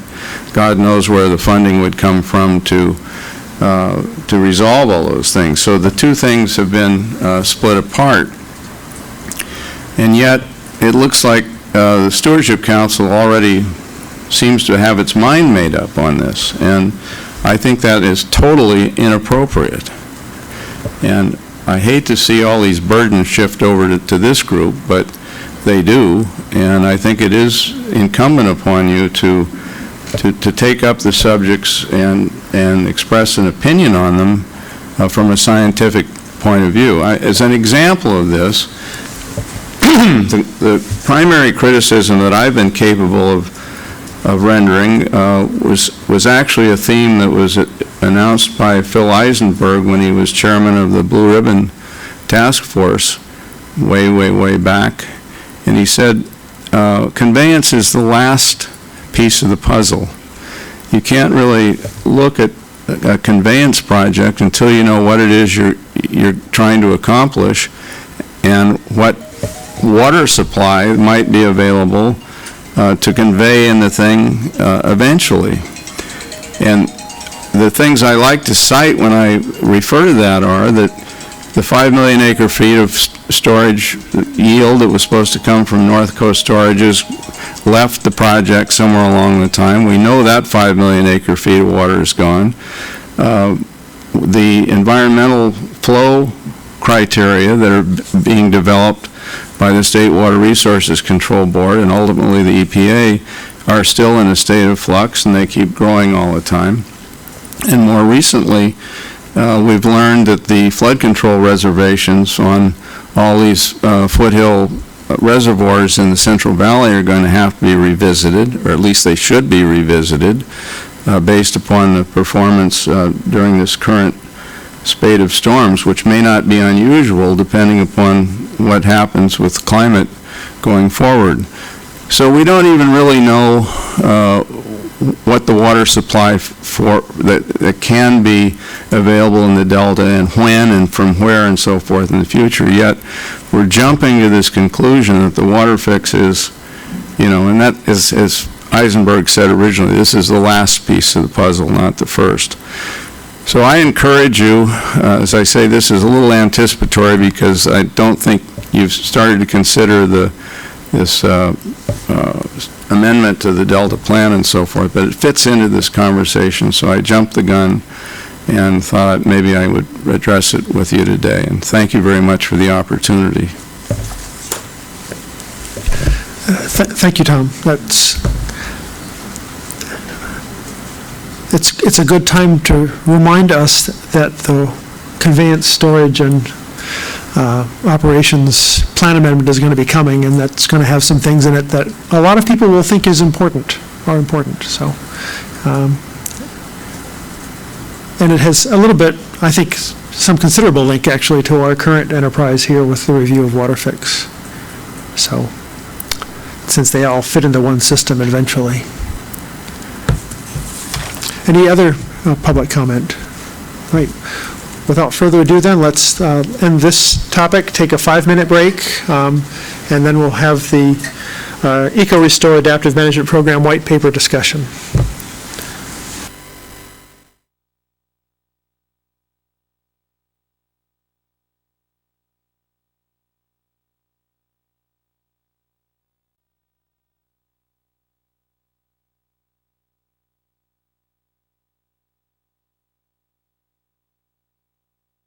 We on?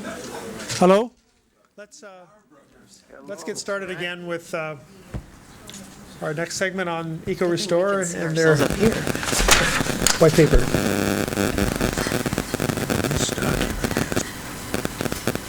We have David Okita and Lauren Hastings presenting. You're not. Okay, go ahead. Okay. You have the floor. Yeah, go ahead. Okay, thank you. I'm David Okita. I am running the EcoRestore program for the state, and I'm going to give you an update on the program in general, and then Lauren's going to talk in detail about the adaptive management program that we're proposing. You have a handout which shows on one side the goals that the governor set 2 years ago, and on the other side is a map showing the current active projects. And the goal is to either complete these projects by the year 2020 or at least start construction.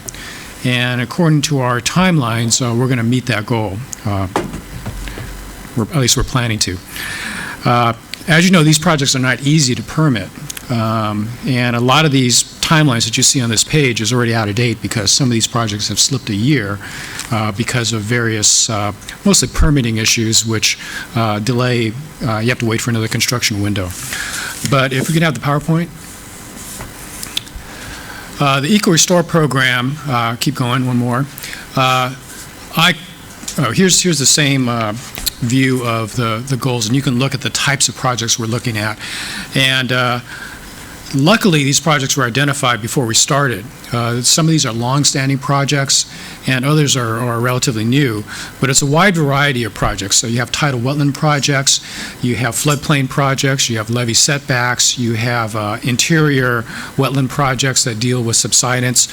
So fortunately, there's a good mixture of different types of restoration projects, and they're distributed throughout the Suisun Marsh, the Delta, and north of the Delta. So I think you'll get when these things are done, I think you'll get a pretty good idea of the different types of projects that can work in the Delta, and we'll have a good understanding of, over time, how these different projects work. And it'll help plan for the next generation of projects that are done after these are done. Next slide, please.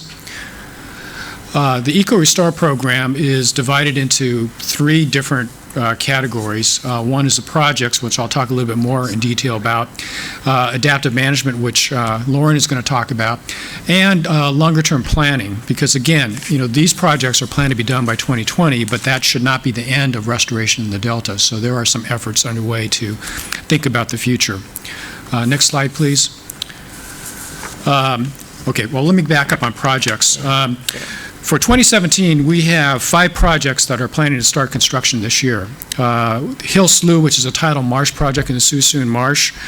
Dutch Slough, which is a tidal marsh project in northern Contra Costa County. McCormick-Williamson Tract, which is in the eastern Delta. Mother Nature kind of created that project this year. That project flooded during the high flows, and that is now subject to tidal action. So we are rethinking that project, how to figure out how to get optimal restoration value out of an island that's already flooded. We don't want to go to the expense of pumping it out and repairing the levee just to reopen it later. So that's going to be an interesting project. Modifications of the Fremont Weir for salmon migration in the Yellow Bypass. This is not the big project, this is the smaller project, but that's supposed to start construction this year also. And then we have the Southport setback levee in West Sacramento. For 2018, we have 5 more tidal wetland projects scheduled, and 1 wetland subsidence type project, and potentially more through our request for proposal process, where we've engage the private sector to propose projects that meet the tidal wetland requirements for the 8,000 acres we need for the Delta Smelt biological opinion. We put out that RFP, we got 6 responses, and we're currently evaluating those projects, and that will add to the projects you see here. And there likely be more than 1 cycle of requests for proposals. So there will be more projects coming through shortly. And beyond that, we have some later dates in here, so we have quite a few more projects also. And there's going to be 20, 25 projects eventually, and spread out over the next couple of years. So we have a busy time getting permits for all these projects. I did want to talk about funding because that came up in the earlier discussion. These projects are essentially all funded. Most of them, I'd say 80%, are biological opinion projects that are required for the State Water Project and the Central Valley Project. So the water contractors have to pay for that, including their share of adaptive management. The other projects are funded by bonds, flood control money, and other miscellaneous funds, and all but a few pieces that we're trying to put together. I can say that these projects have funding identified, and that should not be a hurdle to completing this set of projects plus the RFP projects. So with that, I'll turn it over to Lauren to talk about adaptive management. Great, thanks, David. Yes, so the part I'm going to talk about is the adaptive management side of things. So if we can stay on the previous slide, please. So last year, David came to the science program and asked us if we could help lead an effort to develop an EcoRestore adaptive management program, and we said sure, and we recommended that we start with an interagency and stakeholder team, and we developed that group. And so now we can go to the next slide, please. So we named this group the I Am It. And I realized I didn't put what that means on here, but it's the Interagency Adaptive Management Integration Team. And that is a technical team that involves folks that are part of planning, funding, implementing, or regulating habitat restoration projects in the Delta. And we felt that that was a really good group of people to get together to help develop an adaptive management plan for EcoRestore, in part because it's the folks that are aware of what's being done now, both with implementing projects and what's being done now in areas that are suitable to support an adaptive management program for EcoRestore. And so we pulled together this technical team, and I'll get to who's on that in a minute. But mainly this group is developed to support the adaptive management program for EcoRestore by serving as a technical coordinating body to continue to strengthen collaborations among folks and efforts, and to elevate and enhance existing efforts. So next slide, please. We were able to get pretty broad representation across agency and stakeholder groups, both state, federal, and local agencies, as well as some stakeholder representatives. So we were quite pleased with the representation. Next slide, please. So we convened this group in March of last year, 2016, and David came to our first meeting, and he challenged the group to develop in 6 to 9 months a white paper that describes what it would take to develop a robust, scientifically based, integrated program for EcoRestore. And so we're still on the, thank you, that slide. And so the group took up the challenge, and that was our entire focus for 2016, was to develop that paper, and we succeeded. We developed it by the end of 2016, and since then we've been undergoing some review that I'll talk about in a minute, and in part we're coming here to the Independent Science Board for your review. So one of the key things about the white paper is we wanted it to be based, or the program, the adaptive management program. The program needs to be based on scientifically rigorous modeling, monitoring, research, and assessment, but works to support individual projects as well as taking the program-wide scale, landscape scale into account. So we always looked at it from those kind of the two scales. So next slide, please. This is an outline of the paper that you've all received. Basically, the usual things at the beginning: an executive summary and an introduction, kind of providing the background. So the approach we took to this was to first describe and take into account, well, what are the elements of a robust adaptive management program? And one of the things we looked at was your white paper, the Independent Science Board's paper that you produced on adaptive management. Took a look at that, took a look at the literature that's out there, other programs, talked to folks. What should it include? And then we took a look at what is already being done, because we recognize that there are pieces of the adaptive management process already being done, in some areas more than others. We have some monitoring going on, we have planning going on. One example is in the Interagency Ecological Program, there's a project work team, and there are staff at the Department of Fish and Wildlife at the state of California that are focused on tidal marsh restoration.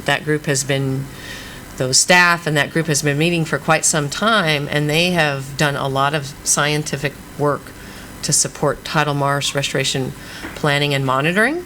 And so we didn't want to recommend that needed to be done, because it's being done and we think it's being done well. So that's just an example of what we wanted to take into account. But there's a lot that's not being done, and we also thought there are many opportunities to better integrate the things that are being done. So that's basically Chapter 2, and then Chapter 3, based on all of that, what are the recommendations for developing an EcoRestore adaptive management program? So next slide, please.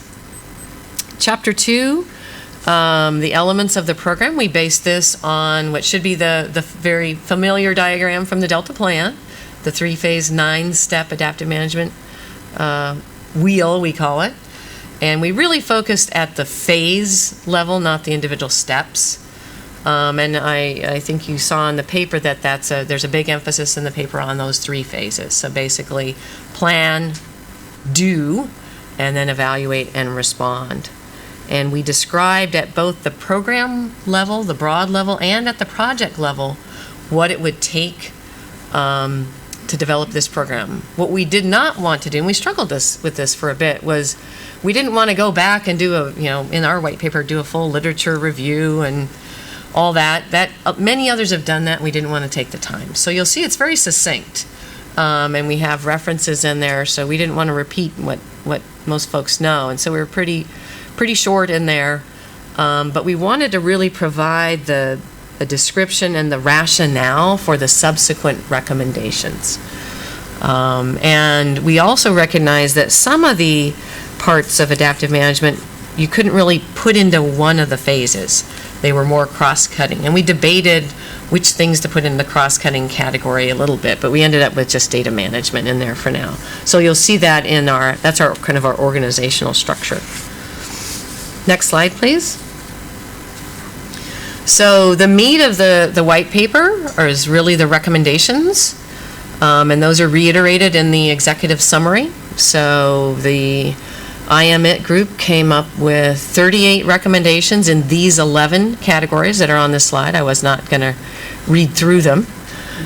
Yes, I think we can all read here. So, and I'm going to talk a little bit later about how we're planning to move forward on implementing those recommendations. Next slide. Appendices. So, again, we wanted to keep the body of the paper relatively short, but we recognized there was a lot of important information we had gathered, and we wanted folks to have access to it. And the information in the appendices is really how we put the paper together. Appendix 1, existing resources supporting adaptive management. That's where we gathered information about what is already being done. And you'll see that it's a lot from looking at that appendix. So that was foundational. And then, based on the elements that we think should be in a robust adaptive management program, and seeing what's being done, what are the gaps? And what are the needs? How can we fill those gaps? How can we connect the existing efforts? And again, we use that same organizational approach for those appendices. And I think our staff came up with some creative ways of displaying the information. And I also, actually, I didn't mention, I want to acknowledge the staff of the Adaptive Management Unit in the Delta Science Program.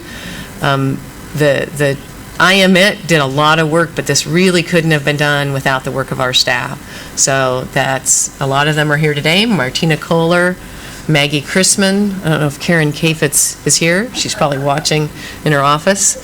Darcy Austin is here, supervising the crew. And then we had our fellow from last year, Annie Adelson, played a big role. And then this year we've pulled Tricia Lee into the effort. So I want to acknowledge the hard work of that group in supporting this. But yeah, take a look at those appendices. Many people have commented on the value of those.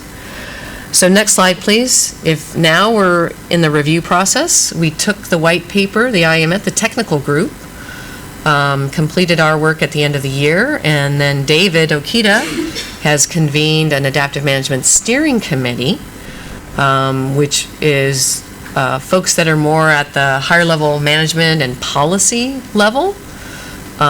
So they're kind of the oversight body, and David took the white paper to them, got their feedback. In addition, actually prior to that, David also convenes a status meeting that really has more of the project proponents and kind of focuses on what's the status of all those projects that David just talked to you about. And David asked us to take the paper to that group, and we send it to them. They provide us feedback. So we've already taken it to those folks, the steering committee and the EcoRestore status meeting group. We're bringing it to you today, Delta Independent Science Board, and we are also sending it out to a few select colleague reviewers, folks that are not necessarily represented on the IMIT or the steering committee, some folks that are actually in the consulting community that actually are the ones that do the on-the-ground design work.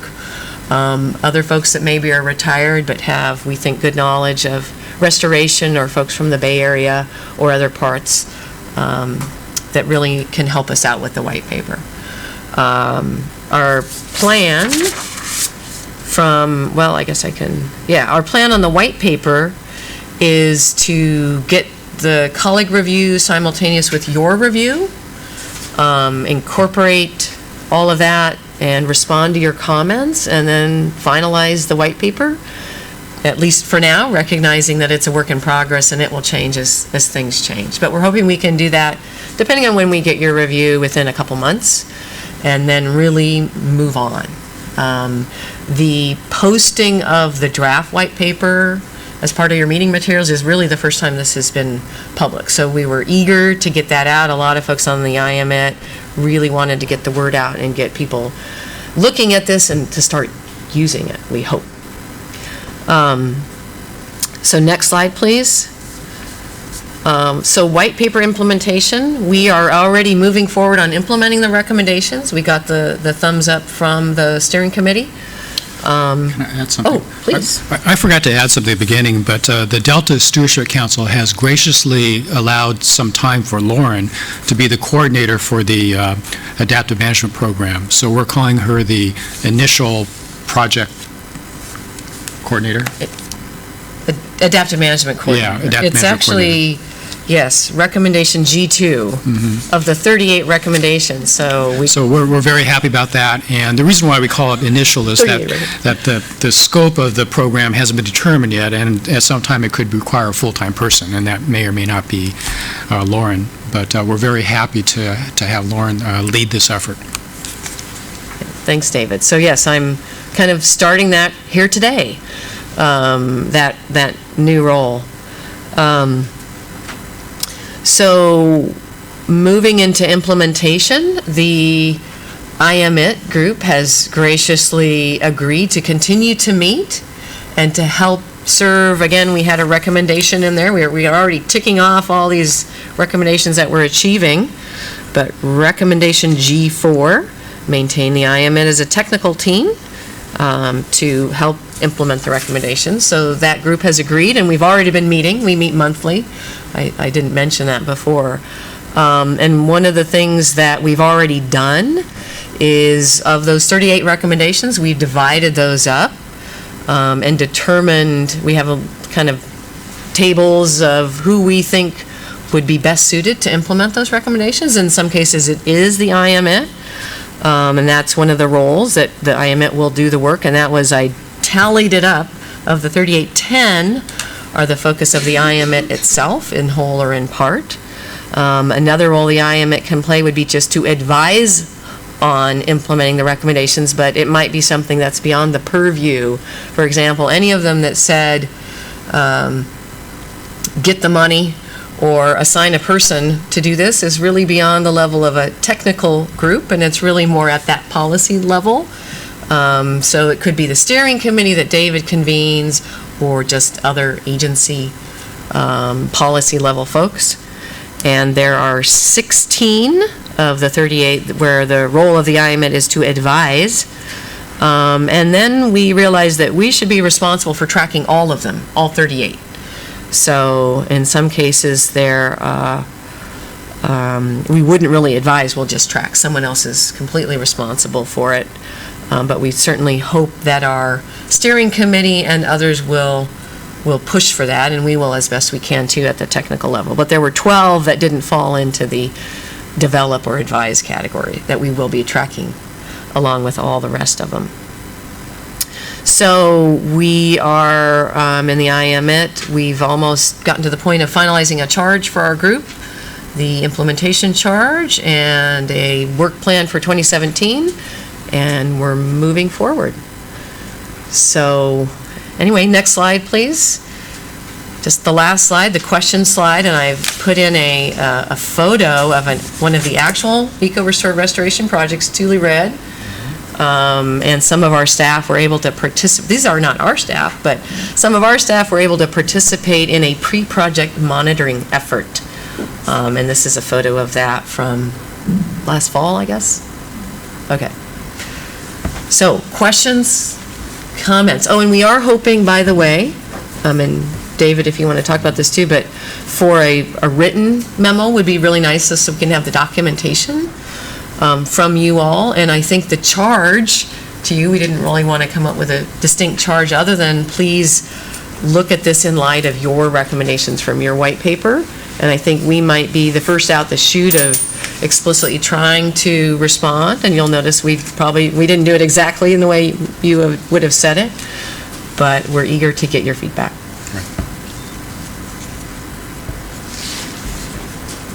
Questions from board members? John? Yeah, you've anticipated my question, which is, to what degree do the recommendations that you make parallel or not parallel the recommendations in the ISB review? Well, I don't think I haven't done a 100% cross-check of that. We think that they're certainly consistent with the spirit of your review. I think in some cases, one thing is EcoRestore is focused only on habitat restoration, and your paper was broader than that. So we certainly haven't covered the breadth that your paper does. I think we may have gotten into a little more of the focused detail than your paper did, but I think another area where you may find some shortfalls is governance and decision-making. That's a hard part for the Delta because it's ungovernable. So, I think our hope is to develop a science-based program that at least makes strong recommendations to the decision-makers. Maybe in the future there'll be some structure where there actually is a decision-making process that's formally tied to adaptive management. the recommendation G1, the first recommendation in our white paper, is to develop a governance framework. So that has not yet been done, and we feel to develop a governance framework, it certainly involves advice from the technical folks, but it also has to have input from the policy level folks. So we envision doing that and working on that in conjunction with the steering committee and other agency representatives. But yeah, it's not easy. And right now we have, just for the implementation of the white paper, we have a very simple governance structure of the steering committee and the IMET, but that's not intended to be the structure for implementing adaptive management. Vince?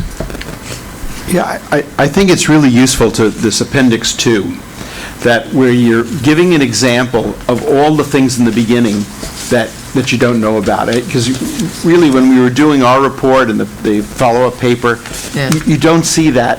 You know, you say we did it, we'll see people report they did it, but to actually see the range of coverage is really very, very interesting. And I think that's going to be a useful example for others. I wish we had something like this before, actually.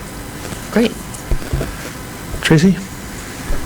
First, I wanted to just say, wow, this is great. This is going to be, it's something really, in my view, really tangible on adaptive management that we can review and say, it's a real-world issue. Obviously, the projects are ongoing, planned, and I look forward to us going through this in great detail and seeing, I mean, I fully expect that there'll be things in here that we probably missed in our adaptive management comments and review. We'll say, man, why weren't we this smart?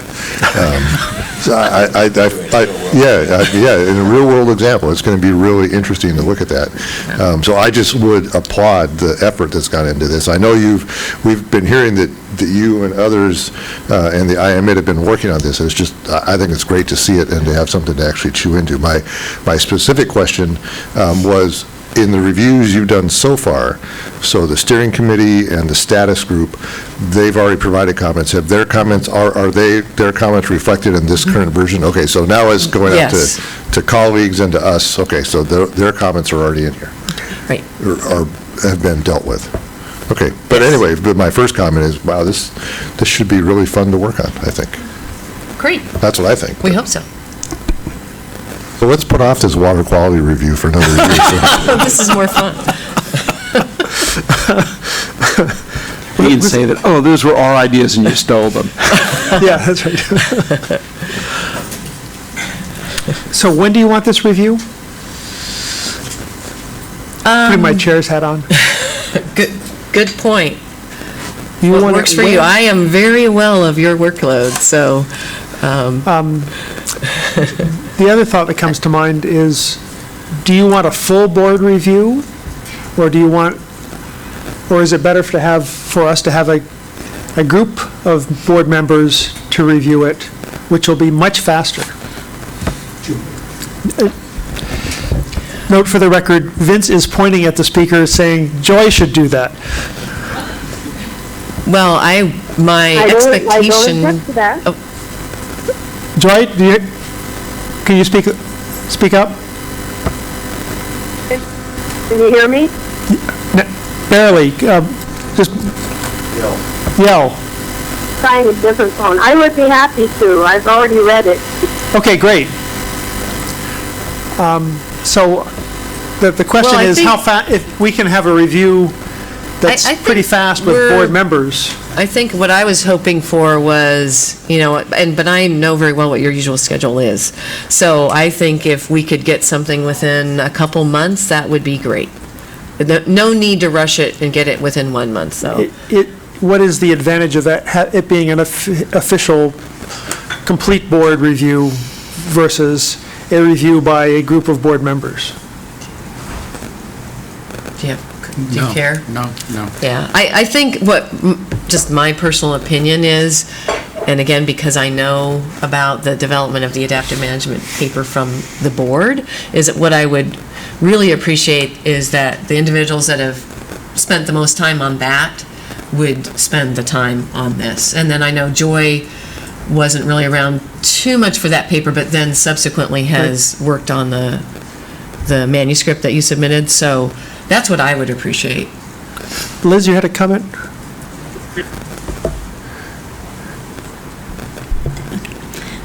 Yeah, I guess I just wanted to clarify some of these different adaptive management efforts. So there's the IAMIT, and then there's also the Adaptive Management Steering Committee.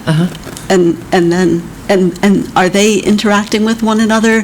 And then maybe just kind of a future perspective on how much interaction there would be between this adaptive management effort and what might come to be in WaterFix.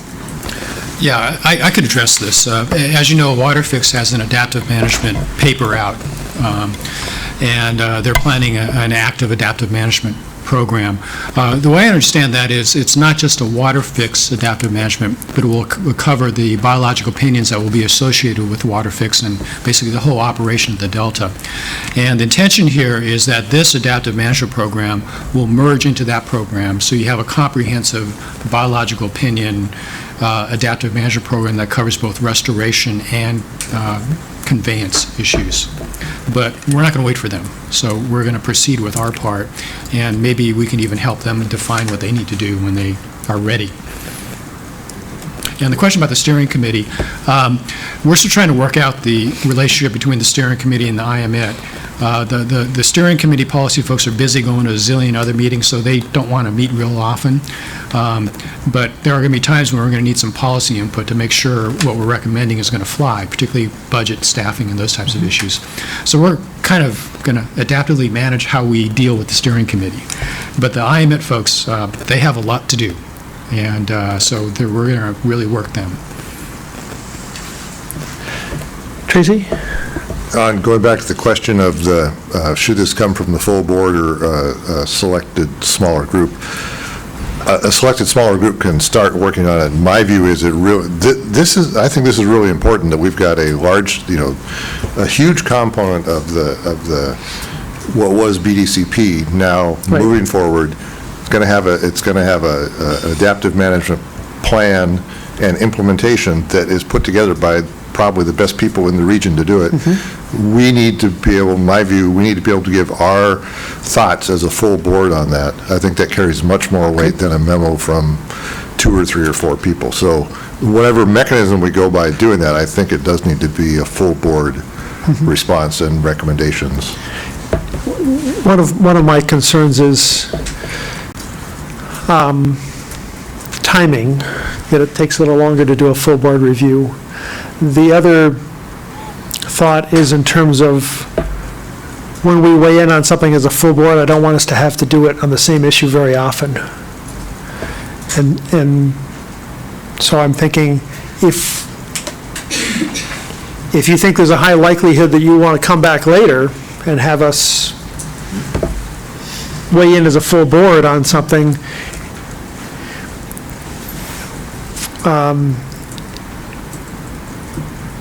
maybe you want just a partial board review or a board member review at this point.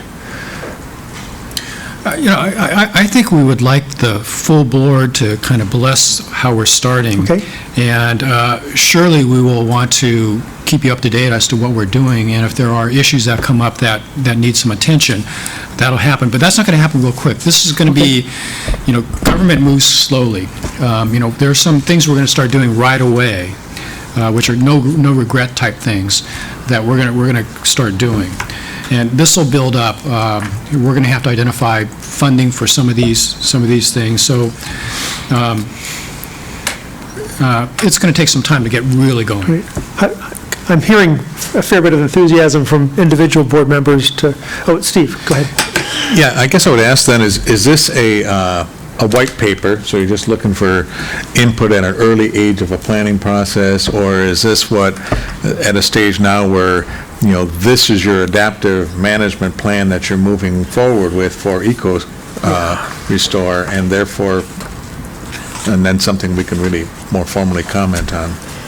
This is I see the white paper and the recommendations of the white paper as basically the plan for developing and implementing an adaptive management program.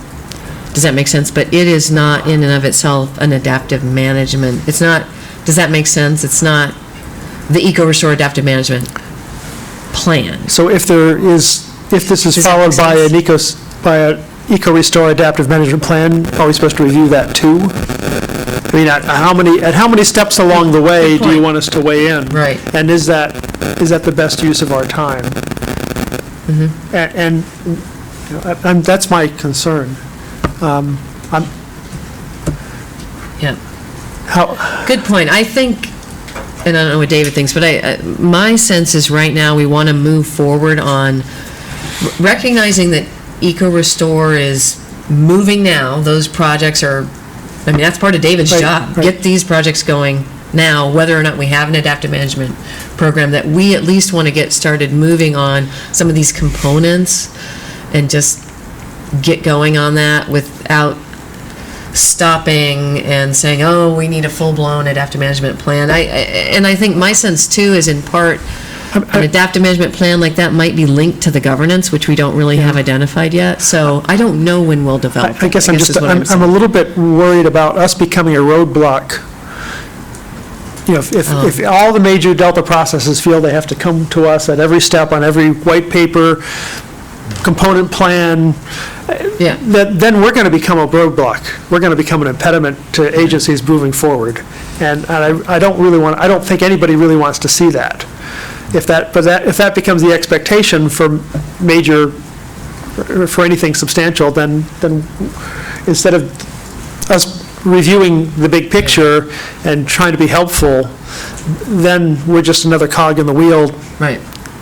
Where any sand, propagates. Right. So if you want comments, my feeling in general is, well, sure, that's fine. We can have people give you comments as individuals or a group of people from the board. But a review is a more formal thing. It takes more time. Is that a reasonable concern, or John? I'm a little bit confused because now the EcoRestore is somewhat of a habitat restoration program, 30,000 acres of restoration. Now, this adaptive management plan, is it dealing with that aspect, your projects only, or is it kind of go beyond? Because you are having an interagency now, interaction, so it's good, kind of, looks like it's going beyond. So can you explain the, right, Yeah. the mechanics? Yeah. Yes, what we had in mind is working at both the project level, so basically providing support for individual restoration projects for the adaptive management that they're required to do as part of the Delta Plan regulations on a project level, but also recognizing that there are economies of scale for doing many aspects of adaptive management at a regional or system-wide scale, and that for some of those larger scale efforts, an individual project can't make that happen. We have to develop those at a larger level. And we think we have the ability to do that, to help facilitate development or modifications, development of new things or modifications of existing things. You know, I mean, you're doing your whole monitoring review, you know, IEP and others.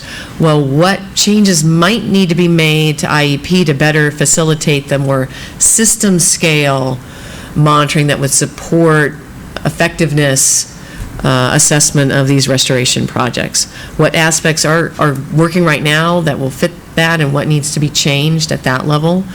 You know, a lot of things we've heard from individual project proponents, you know, they can't do some of the monitoring expected that would be needed, but we still are hoping to help it to happen. And even not just the monitoring, but the analysis, synthesis, what does it mean kind of thing, the development of conceptual models that go beyond an individual project. You know, it's all those things, so we're trying to work at both scales. So upscale Yeah. your level to the whole Delta enterprise. And also to facilitate the communication among the projects, and to also determine, we're trying to do, where possible, active adaptive management projects, or address uncertainties that are in certain conceptual models. And in some cases, it might be easier or more suited to a project that's over here than a project that's over there, for various reasons.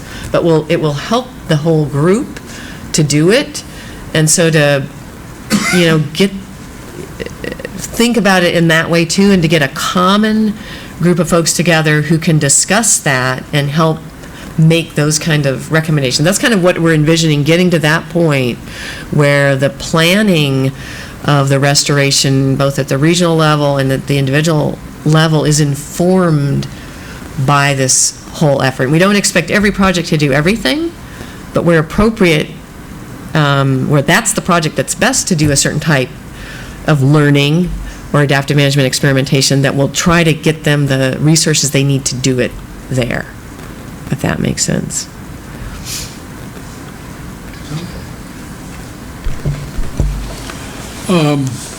Two questions really, or comments. One has to do with the full board versus a group thing. We've already put a lot of effort into developing a position on adaptive management, both with respect to our review and report, and then with respect to publication on that. Now we have an example where a group is actually doing it and taking that stuff seriously. And it seems to me that it's not obstructionist or delaying things to basically use the full board to evaluate how is this part of the follow-through on that. We've been concerned all along about whether our reports have any follow-through. Here's an opportunity to see whether and how there is follow-through, and I don't think it's appropriate for a subgroup to be looking at that. I think we all would benefit and all would have input to seeing, is it on the right track? Are there things we can offer that might help this during its development? So I would argue for the full board to do it, and I don't think it necessarily needs to be something that is onerous and taking a lot of time. Okay. The second question I have for you is, how does this relate to these other programs, the collaborative adaptive management team? I always forget the acronyms, but there are two, there's a team and a sub-team out there, or a program and a sub-team. How does it relate to those efforts? Well, I think one of the ways that we're all in touch with each other. You know, I've served on CAMP for many years, so I know what they're doing. And one of the things they are interested in, also that group, is adaptive management. It was habitat restoration, excuse me. Right now, they're really focused on the other attributes, the other RPAs, they call them, of the BIOPS. But habitat restoration is one of them, which is, as David mentioned. So there's a connection there where I think what we're doing is really covering that aspect right now. And once Camp learned we were covering that, then I think they felt less need to do it themselves. But we will, just like with WaterFix, what David talked about, that there's a connection, but we will be communicating with those groups and the individuals associated with those, so that we're not duplicating efforts, but we're still talking to each other. And so. Dick and Tracy? Okay. I think maybe just calling this an interim review, because it is kind of a follow-up and not something we should have to spend a lot of time on, would solve the problem. That's a good idea. Of just giving it better status than comments from some members. I was a little, I am impressed by the problem of we do not want to become a stopping point in which everything must come through. But I was also taken aback by David's comment that they're looking, for our blessing. I don't think we've conveyed blessedness on any program. Scientists don't do that. And I don't think that's in our power. But I also think we need to protect ourselves against the sense that, again, that is needed for programs to go forward. Thanks. And I just want to second John's first comment about the full board review. I think we're coming to that sense as a board. We should do that. I agree with you. We're not. Be careful what you ask for. What you get from us is not always a blessing. But I'll repeat. I'm excited to see a real world attempt and application of adaptive management for a big scale project or series of projects in the Delta. And I think it's absolutely incumbent on us on this first one that's out of the blocks at this large of a scale to look at it and to be as constructively critical as we can about what is, is there areas for improvement that are realistic? I think for us to do a full board review, to have a memo from the full board, probably adds a month to our process. And I think in this case, it's worth it. And for future, I think for WaterFix, when we get to see something that's more detailed and at this level of detail, I think we'll probably make the same decision. For other aspects, we'll say, see our previous reviews. And maybe a few members will take it and look at those with more specifics. But in this case, I feel like we need to. Okay. Joe and John, your tag's up for, okay. But I have one more quick question. Now, these projects have been started and they're going on, some of them. What's the status of adaptive management? You are happy with, probably you are quite content with the way it's going. Is that the reason for this type of kind of outreach to other agencies and developing interagency collaboration and facilitation? Well, let me try and answer that first. There are adaptive management requirements for individual projects. The Delta Plan has it, and also the biological opinions for the two projects, water projects, require adaptive management. So you're getting it on an individual project basis, but what you're missing is system or landscape effects. So when you look at the gap analysis, to me, that's the most significant gap that's missing. Sure, there are people who are writing some papers about these things, but there isn't a program to adaptively manage the whole Delta and Suisun Marsh system.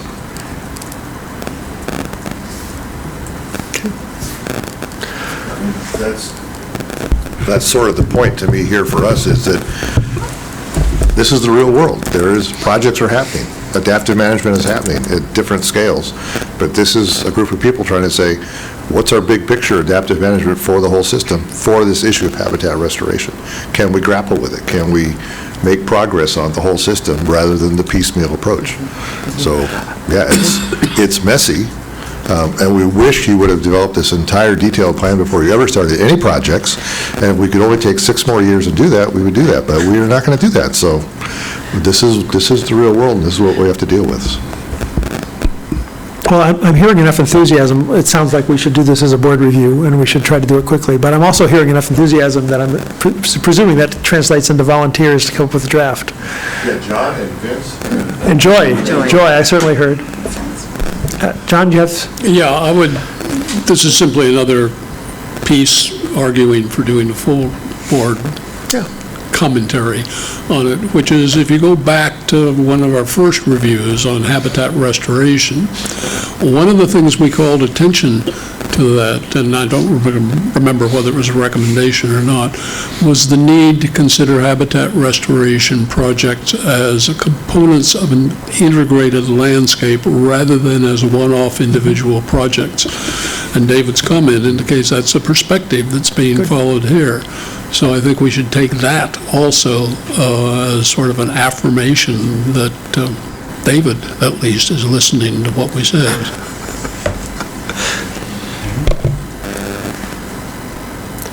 Steve, any thoughts? Sounds good? Sounds good.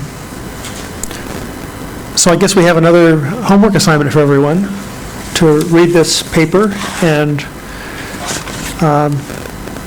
do we have someone who would like to collect comments and begin drafting a memo from the board so that we can have it for the April meeting? Does that sound reasonable? I would nominate Tracy. Joy already nominated herself. Well, you and Tracy, you and Joy. So Tracy and Joy, does this, can you and Tracy collect the comments from the board members and have a draft memo? It doesn't need to be very long, I think, however long you think it should be for the April meeting. And hopefully we can do this quickly, but there's a lot of enthusiasm from the board, and that's great. Reviews are always easier if everyone's enthusiastic. Will Martina send out a call for input by a certain time? Yes. What date would the two of you like to have comments in by? Really? I was going to say 2 weeks. Okay. So our meeting is the 13th of April. Right. So give us 2 weeks to collate stuff. okay, so April -1. Yeah. Okay. 29th of March 31st. March 31st. Thank you.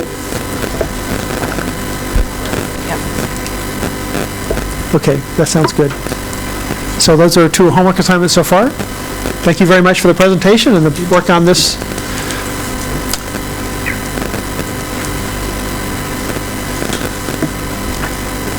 Any comments from the public on this item? Okay. Any public comment on anything else that's you want to talk about? Some people feel compelled from time to time. Okay. That being the case, I declare the meeting today adjourned. We'll reconvene tomorrow at 9 a.m. Same place. Thank you all very much. Thank you, Joy, for volunteering. Thank you.